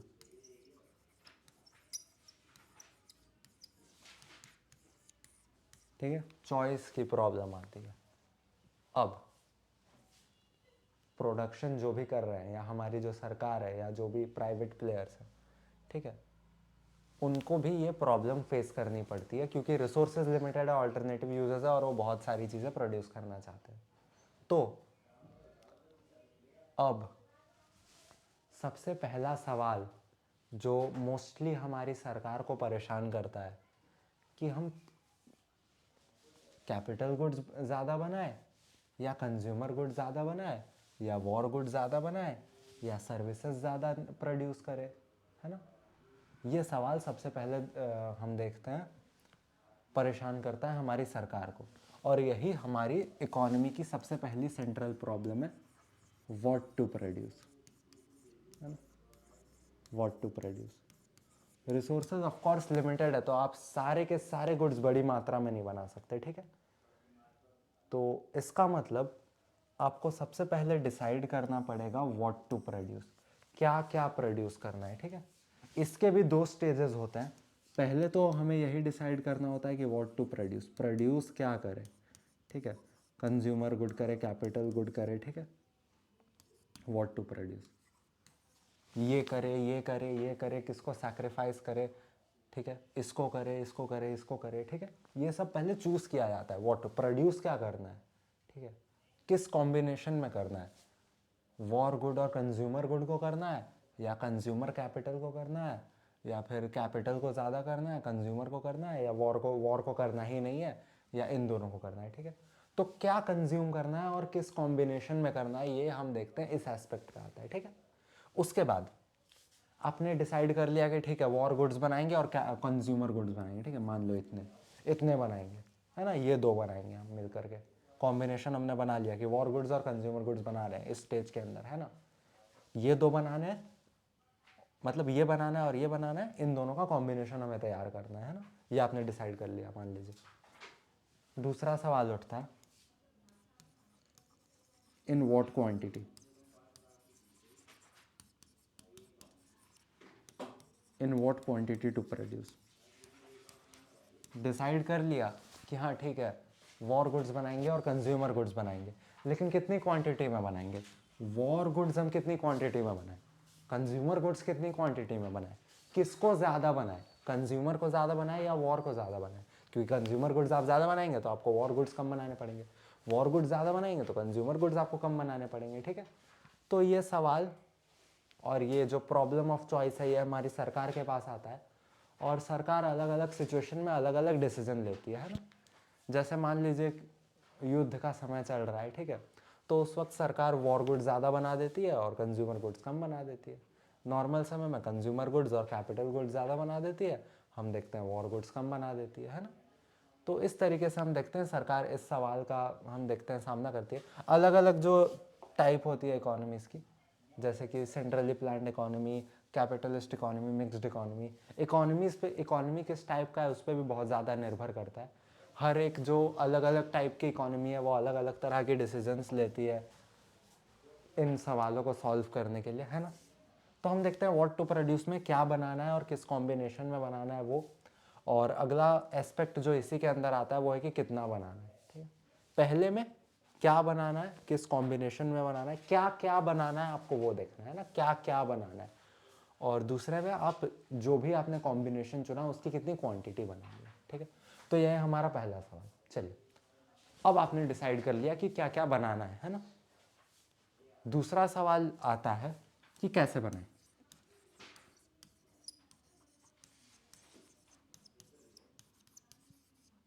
हाँ सॉरी थोड़ा सा गलत लिख दिया मैंने, हाउ मच तो नहीं होगा, वो तो हमने यहीं पर कवर कर लिया किस क्वांटिटी में करना है, राइट। आप हमेशा शब्दों पे ज़रूर ध्यान दीजिए, शब्दों पे ध्यान देंगे तो आप चीज़ों के बीच में डिस्टिंग्विश कर पाएंगे और आपका कॉन्सेप्ट बहुत अच्छे से क्लियर होगा। चलिए how to produce, how to produce, कैसे प्रोड्यूस करें। प्रोडक्शन करने के दो तरीके होते हैं मेनली। देखिए प्रोडक्शन आप दो तरीके से कर सकते हो, या तो आप मशीन का कम इस्तेमाल करो और जो ह्यूमन लेबर है उसका ज़्यादा इस्तेमाल करो, या तो मशीन का ज़्यादा इस्तेमाल करो ह्यूमन लेबर का कम इस्तेमाल करो, ठीक है। जब आप मशीन का ज़्यादा इस्तेमाल करते हो और ह्यूमन लेबर का हम देखते हैं कम इस्तेमाल करते हो, ठीक है, तो उसे हम कहते हैं capital intensive technology, capital intensive technology. अगर आप मशीनों का कम इस्तेमाल कर रहे हो और ह्यूमन लेबर का ज़्यादा इस्तेमाल कर रहे हो, तो हम उसे कहते हैं लेबर इंटेंसिव टेक्नोलॉजी, राइट। आप भी मेरे एक एक शब्द को सुनने की कोशिश कीजिए, कॉन्सेप्ट आपका फॉर श्योर क्लियर होगा, कॉन्सेप्ट बेस्ड एक भी सवाल आपसे नहीं छूटेगा, राइट। और फैक्ट्स तो हम देखते ही जा रहे हैं बीच बीच में, राइट। अभी और फैक्ट्स आएंगे आपके लिए। तो चलिए, हाउ टू प्रोड्यूस, ये सीधा ये सवाल है टेक्नोलॉजी से रिलेटेड कि हम किस टेक्नोलॉजी का उपयोग करें, है ना। किस टेक्नोलॉजी का हम उपयोग करें, हम कैपिटल इंटेंसिव का उपयोग करें या लेबर इंटेंसिव का उपयोग करें। हम देखते हैं जो देश मोस्टली, हम देखते हैं जो देश कैपिटलिस्ट इकोनॉमी वाले होते हैं, वो हम देखते हैं मशीनों का ज़्यादा उपयोग करते हैं, कैपिटल इंटेंसिव लेबर ज़्यादा यूज़ करते हैं, ताकि कम कॉस्ट में ज़्यादा प्रोडक्शन हो सके और वो ज़्यादा पैसे और प्रॉफिट कमा सके, है ना। प्राइवेट प्लेयर्स का यही काम होता है। हम देखते हैं जिन देशों में बेरोज़गारी बहुत ज़्यादा है ना, सोशल वेलफेयर की ज़्यादा ज़रूरत है, जैसे सोशलिस्ट इकोनॉमी में, है ना, वहाँ पर लोगों की सोशल वेलफेयर को ज़्यादा ध्यान में रखा जाता है, तो वहाँ हम देखते हैं मशीनों का इस्तेमाल थोड़ा कम होता है, लेबर का ज़्यादा हो जाता है ना, ठीक है। तो अलग अलग सिचुएशंस में और अलग अलग इकोनॉमीज़ में हम देखते हैं अलग अलग तरीके से डिसीजन लिया जाता है इन क्वेश्चंस के आंसर के तौर पर, ठीक है। इन क्वेश्चंस को अलग अलग सिचुएशंस में, अलग अलग इकोनॉमीज़ में अलग अलग तरीके से डील किया जाता है। ये what is I am trying to say, है ना। चलिए, तीसरी बात, आपने क्या बनाना है वो डिसाइड कर लिया, कैसे बनाना है वो डिसाइड कर लिया, बना के छोड़ दिया, है ना। अब सीधी सी बात है, अब बना करके उसे बेचोगे, ठीक है। अब आप उसको किसको बेच रहे हो वो भी एक इम्पॉर्टेंट चीज़ है, राइट। अब मान लीजिए आपने कंज्यूमर गुड्स बनाए, ठीक है, तो कंज्यूमर गुड्स भी किस तरीके के बनाए, आपने लग्जरी गुड्स बनाए या जो समाज के लिए नेसेसरी चीज़ें हैं वो बनाई, है ना। तो वो भी थोड़ा चीज़ों को इन्फ्लुएंस कर जाता है। अगर आपने लग्जरी गुड्स बनाए तो कहीं ना कहीं आपने जो अमीर वर्ग है उसको टारगेट करके बनाए, आपके जो नेसेसिटी वाले गुड्स हैं, नेसेसरी गुड्स हैं, वो आपने कहीं ना कहीं समाज के जो निचले वर्ग है उसको ध्यान में रख के बनाए, ठीक है। तो एक और सवाल जो हमारी सरकार फेस करती है वो है फॉर हुम टू प्रोड्यूस, किसके लिए बनाए। हम अमीर वर्ग के लिए बनाए जो कि हमें ज़्यादा पैसे दे सकते हैं, या फिर हम निचले स्तर का भी ध्यान रखें जिससे हम समाज का भला कर सकते हैं, है ना। ये रिलेटेड है कि हम प्रोडक्शन को डिस्ट्रीब्यूट कैसे करें, ठीक है। प्रोडक्शन का डिस्ट्रीब्यूशन, जो भी हमने प्रोड्यूस किया है उसको समाज में कैसे डिस्ट्रीब्यूट करें, है ना। तो इसमें भी हम देखते हैं अलग अलग इकोनॉमीज़ अलग अलग सिचुएशंस के आधार पर अलग अलग डिसीजंस लेती है ना। जैसे आप देखोगे कि जो कैपिटलिस्ट इकोनॉमी की हम बात कर रहे हैं, ठीक है, तो कैपिटलिस्ट इकोनॉमी में प्राइवेट प्लेयर्स होते हैं, प्राइवेट प्लेयर्स को प्रॉफिट ज़्यादा बनाना होता है, तो बहुत सारे प्राइवेट प्लेयर्स लग्जरी गुड्स बनाते हैं, नेसेसिटी गुड्स नहीं बनाते हैं, राइट, ताकि वो अमीर वर्ग को बेच करके वो ज़्यादा पैसे कमा सके, है ना। वहीं हम सोशलिस्ट में हम देखते हैं कि नेसेसरी गुड्स बनाने पर ज़्यादा फोकस किया जाता है ताकि समाज का भला हो सके, है ना। मिक्स्ड इकोनॉमी की अगर हम बात करें तो मिक्स्ड इकोनॉमी सिचुएशंस के हिसाब से हम देखते हैं वैरी कर सकता है, राइट। पैसे की अगर ज़्यादा ज़रूरत है, तंगी है, तो हम देखते हैं लग्जरी गुड्स को थोड़ा इम्फेसिस किया जा सकता है, नहीं तो हम देखते हैं सोशल वेलफेयर की तरफ भी हम देखते हैं नेसेसरी गुड्स बनाए जाते हैं, या दोनों का एक अच्छा कॉम्बिनेशन, लग्जरी भी बन रहे हैं, नेसेसरी गुड्स भी बन रहे हैं, ठीक है, दोनों का एक अच्छा कॉम्बिनेशन लेकर भी जाया जाता है। सिचुएशन टू सिचुएशन वैरी करती है चीज़ें, है ना, हर एक इकॉनमी के लिए। और हर एक इकॉनमी हम देखते हैं डिसीजन भी अलग अलग तरीके से लेती है, अलग अलग तरीके से इन क्वेश्चंस का सामना करती है ना। तो आई होप ये तीन प्रॉब्लम्स आपको, तीन प्रॉब्लम्स है, व्हाट टू प्रोड्यूस, इसके अंदर आपके दो एस्पेक्ट आ गए। हाउ टू प्रोड्यूस टेक्नोलॉजी से रिलेटेड है, इसके अंदर भी आपने दो टेक्नोलॉजीज़ के बारे में पढ़ा। और फॉर हुम टू प्रोड्यूस, आप कैसे जो प्रोडक्शन है उसको डिस्ट्रीब्यूट कर रहे हैं, किस चीज़ को ध्यान में रख के कर रहे हैं ना। और अलग अलग इकोनॉमीज अलग अलग सिचुएशन के हिसाब से अलग अलग तरीके से इन क्वेश्चंस को डील करती है। That's what I am trying to say. तो यही था आपके सेंट्रल प्रॉब्लम्स, ठीक है।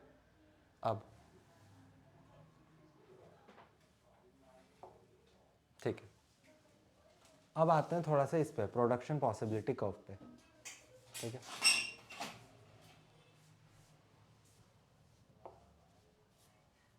हमने सेंट्रल प्रॉब्लम्स देख लिए इकोनॉमी की, ठीक है, इसमें हमने एक चीज़ देखी थी, व्हाट टू प्रोड्यूस।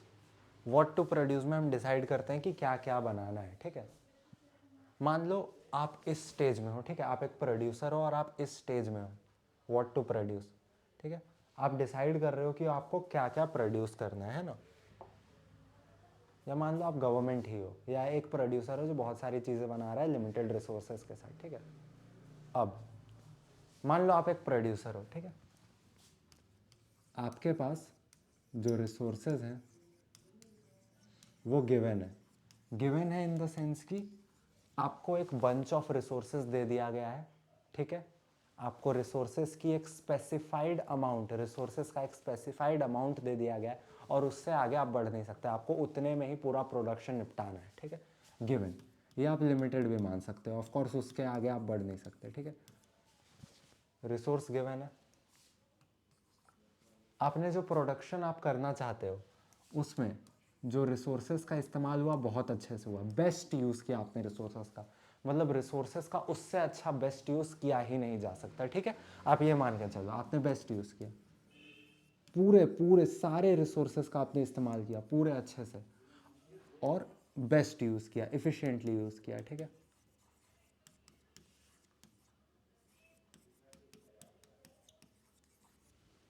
और साथ ही साथ अब आप जब प्रोडक्शन करोगे तो कोई ना कोई टेक्नोलॉजी इनमें से यूज़ करोगे। ठीक है, चलिए, या कोई भी टेक्नोलॉजी यूज़ करोगे, मशीन यूज़ करोगे या ह्यूमन लेबर यूज़ करोगे, है ना। तो आपने जो टेक्नोलॉजी यूज़ की, आप ये मान के चलो कि पूरा जो आपने प्रोडक्शन किया वो एक ही टेक्नोलॉजी पे किया, है ना। आपने टेक्नोलॉजी चेंज नहीं की, टेक्नोलॉजी इज कांस्टेंट। ठीक है, नॉट चेंज्ड। पूरी प्रोडक्शन जो है आपने एक ही टेक्नोलॉजी से की है, एक ही टेक्नोलॉजी को अपना कर की है, चाहे वो ये हो या दोनों का मिक्सचर हो, है ना, जैसा भी आपने किया हो।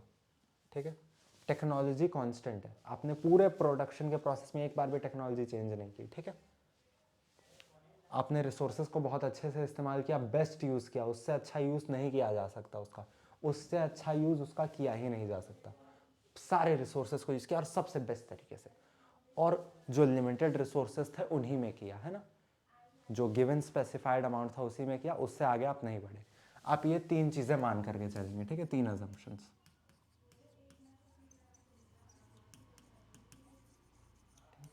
अब इन तीनों चीज़ों को साक्षी मानकर संपन्न एजम्पशंस लेकर के आप निकल गए प्रोडक्शन करने। ठीक है, ऐसा मान के चलिए आपने प्रोडक्शन से पहले एक शपथ ले ली कि मैं ये तीन चीज़ें मान करके चलूँगा कि मेरे पास लिमिटेड रिसोर्सेज है, मैंने रिसोर्सेज को पूरा इस्तेमाल किया और सबसे बेस्ट यूज़ किया, और आप टेक्नोलॉजी आप नहीं चेंज कर सकते, है ना। प्रोडक्शन स्टार्ट किया आपने, आप आए इस फेज़ में। ठीक है, इस फेज़ में जब आप आए तो आपने सबसे पहले डिसाइड किया कि आपको क्या बनाना है। ठीक है, क्या बनाना है, तो मान लीजिए आपने डिसाइड किया कि आपको बनाने हैं एप्पल्स और ऑरेंजेस। ठीक है, हाँ, मान लीजिए आपको बनाने हैं एप्पल्स और ऑरेंजेस, है ना। ठीक है,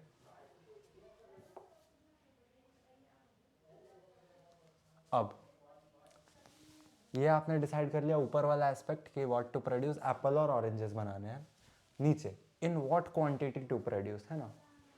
अब आपके पास रिसोर्सेज लिमिटेड है और क्वांटिटी को लेकर के आप उतना श्योर नहीं हो, है ना, कि किस क्वांटिटी में बनाए। ठीक है, या मान लीजिए आपने अलग अलग क्वांटिटीज़ में कर लिया प्रोडक्शन, है ना।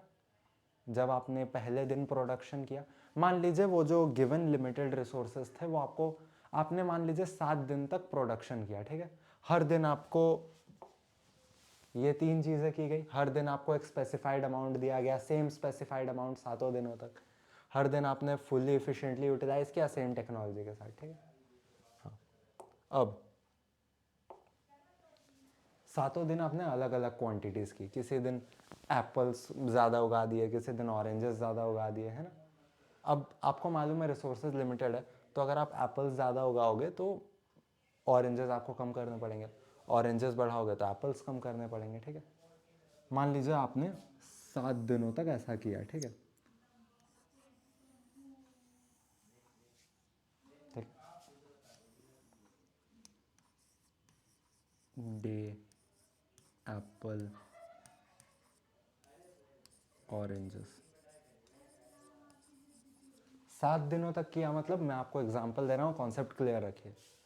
डे 1 में आपको लिमिटेड रिसोर्सेज मिले, आपने उसको यूटिलाइज किया सेम टेक्नोलॉजी के साथ और प्रोडक्शन करके ख़त्म कर दिया। फिर डे 2 में आपको सेम वही रिसोर्सेज मिले, सेम अमाउंट, है ना, और उसको भी आपने वैसे ही यूटिलाइज किया, उसी टेक्नोलॉजी के साथ किया जो आपने डे 1 में किया था, है ना। सेम, बिल्कुल सेम, बस आपने क्वांटिटी बदली और कुछ नहीं बदला।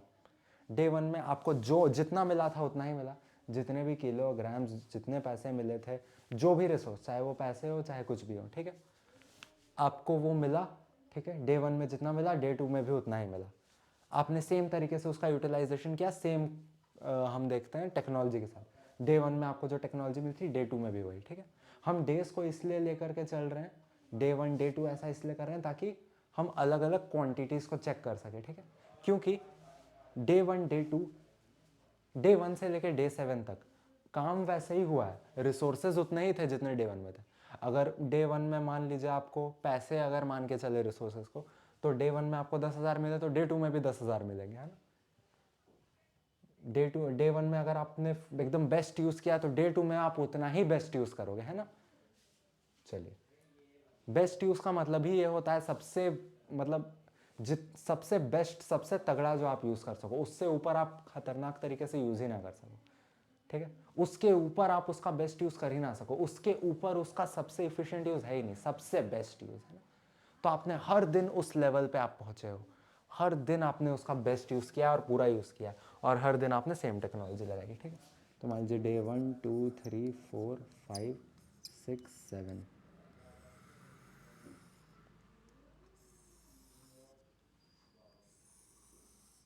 ठीक है। टेबल बना सकते थे यहाँ पर थोड़ा नेचुरल रखते हैं उसको, राइट। चलिए चलिए, ठीक है। आपको ये चीज़ तो मालूम है, रिसोर्सेज लिमिटेड होने की वजह से अगर आप एप्पल ज़्यादा बनाओगे तो ऑरेंजेस कम हो जाएंगे, ऑरेंजेस ज़्यादा बनाओगे तो एप्पल कम हो जाएंगे, है ना। चलिए,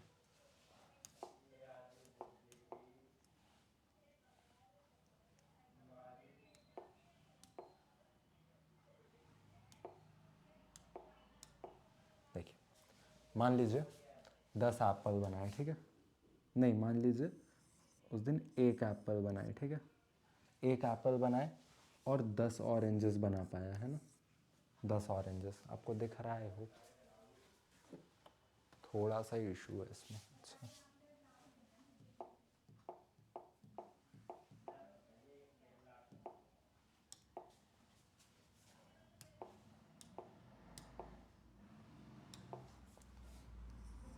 मान लीजिए एक एप्पल बनाया, ठीक है, और यहाँ पर 10 एप्पल बनाए,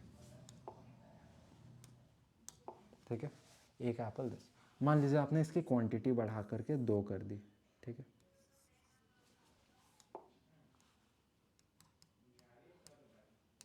दो कर दी तो ये घट करके मान लीजिए 8 हो गया, है ना, क्योंकि आप उसको बढ़ाएंगे तो ये ज़रूर कम होगा। बढ़ा करके फिर आपने 3 कर दी, है ना, और मान लीजिए घट करके 5 हो गया, ठीक है। फिर बढ़ा करके इसे 4 कर दिया, ठीक है, और मान लीजिए ये हो गया आपका कितना हो सकता है, 2 का 3 का 4 का 1 हो गया, है ना। मान लीजिए इसको बढ़ा के आपने 5 कर दिया, ये 0 हो गया, है ना। तो चलिए 6 दिन ही मान करके चलते हैं हम, ठीक है।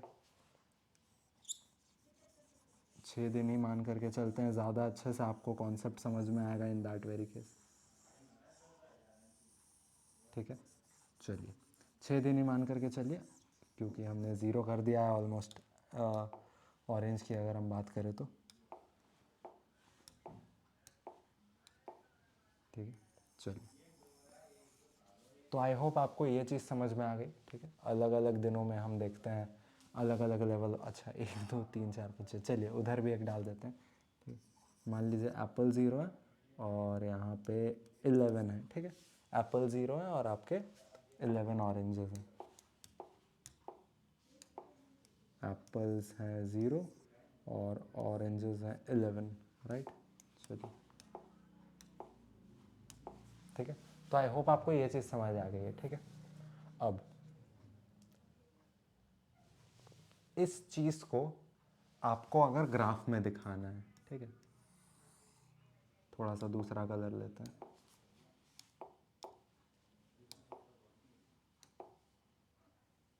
कौन सा ले हाँ, मान लीजिए इस टेबल को आपको ग्राफ में दिखाना है, राइट।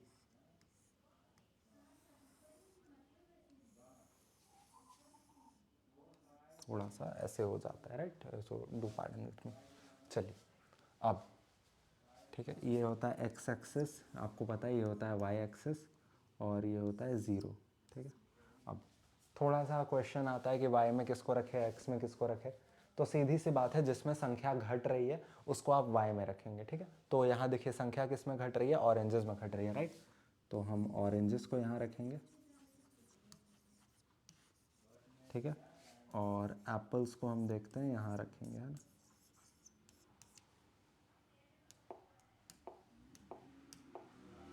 ठीक है, ऑरेंजेस को यहाँ रखेंगे, एप्पल्स को यहाँ रखेंगे। चलिए अब हम थोड़ा सा एक ग्राफ प्लॉट करने की कोशिश करते हैं, ठीक है। यहाँ पे हम कितना 1 1 का ले लेते हैं, 1 2 3 4 5 6 7 और 8, ठीक है। ऑलमोस्ट इक्वल डिस्टेंस में। यहाँ देखिए यहाँ थोड़ा 11 तक जा रहा है तो हम 2 2 का गैप ले सकते हैं, ठीक है। 2 2 4 6 8 10, हम देखते हैं यहाँ 12, नहीं छोड़िए 12 है ना, 12 आप इसको मान करके चलिए, ठीक है। अब इसका ज़रा अगर हम ग्राफ बनाएं तो हम देखते हैं कि जब एप्पल 0 है तो ऑरेंज 11 है। 11 आपका कुछ थोड़ा सा इसको, जब एप्पल 0 है, ठीक है, तो at that point of time your 11 is orange, ठीक है। ऑरेंज 11 है तो ये शुरुआत यहाँ से होगी इस कर्व की जो हम इस ग्राफ में बना रहे हैं ना। अब देखिए एप्पल जब 1 है, ठीक है, एप्पल जब 1 है तो हम देखते हैं कि ऑरेंज 10 है, यानी कि ऑरेंज 10 है। तो कहीं ना कहीं हम देखते हैं इसका पॉइंट, ठीक है, यहाँ बन जाएगा, राइट। चलिए फिर देखिए एप्पल 2 है और ऑरेंज 8 है, तो ये यहाँ आ गया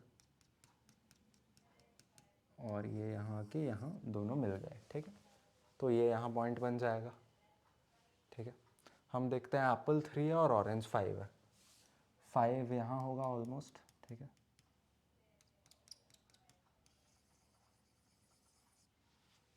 ये एक पॉइंट बन जाएगा, ठीक है। हम देखते हैं एप्पल 4 है ऑरेंज 1 है, तो एप्पल 4 है ऑरेंज 1 है, 1 आप देखेंगे कुछ यहाँ पे हो जाएगा, है ना। फिर हम देखते हैं एप्पल 5 है और आपका ऑरेंज जो है वो 0 है, तो ऑफ कोर्स वो पॉइंट यहाँ बनेगा, ठीक है, इस तरफ, इस तरफ, ठीक है।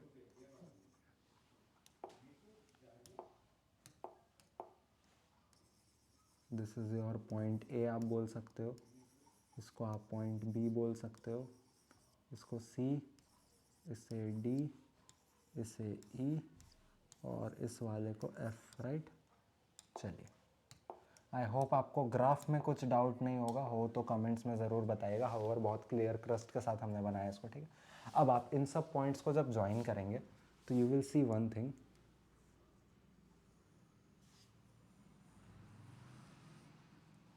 ठीक है।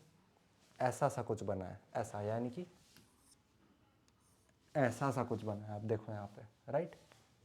चलो ठीक, ऐसा सा कुछ बना है।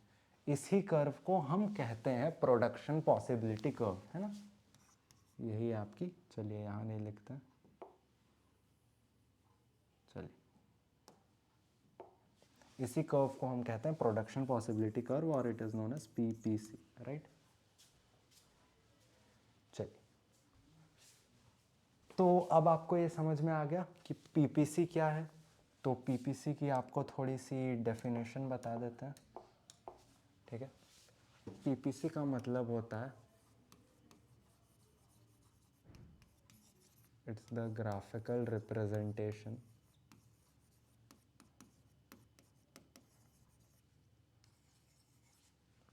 of set of two goods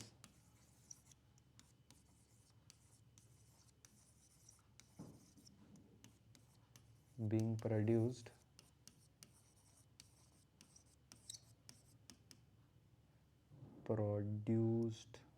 being produced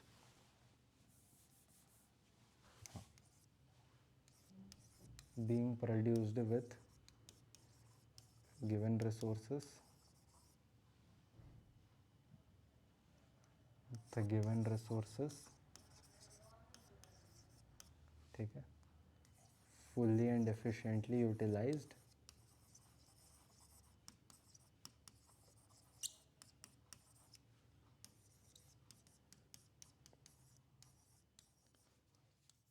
and constant technology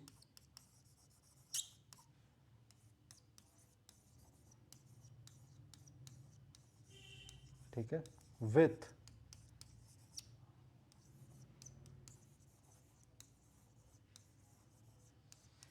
different sets of possibilities, ठीक है। Graphical representation of set of two goods, set of two goods मतलब आपके हो गए एप्पल और ऑरेंजेस, जिनका प्रोडक्शन किया जा रहा है गिवन रिसोर्सेज से, हमने जो एजम्पशन किया था गिवन रिसोर्सेज से, जिसको फुली एंड एफिशिएंटली यूटिलाइज किया जा रहा है और टेक्नोलॉजी इसकी कांस्टेंट है, right. With different set of possibilities, different set of possibilities मतलब हो गया ये सारे, ये एक पॉसिबिलिटी है इसके प्रोडक्शन की इन रिसोर्सेज के साथ, इन एजम्पशंस के साथ, ये एक पॉसिबिलिटी है इन अजम्पशंस के साथ, ठीक है। तो टोटल हमने देखा कुल 6 पॉसिबिलिटीज़ थी, ठीक है, जब हम इन अजम्पशंस को लेकर के एप्पल और ऑरेंज की प्रोडक्शन को हम देखते हैं ग्राफ में बनाते हैं, ठीक है। तो production possibility curve is graphical representation of set of two goods being produced with given resources, resources are fully and efficiently utilized and constant technology is there with different set of possibilities. of course आपके पास एक possibility होगी तो उसको आप curve में कैसे दिखाओगे, है ना, curve में अलग अलग points होते हैं जो अलग अलग possibilities को दिखाते हैं, right? चलिए थोड़ा सा इसको और स्टडी करते हैं ना। देखिए आपको मालूम है हर एक पॉइंट, ठीक है, every point denotes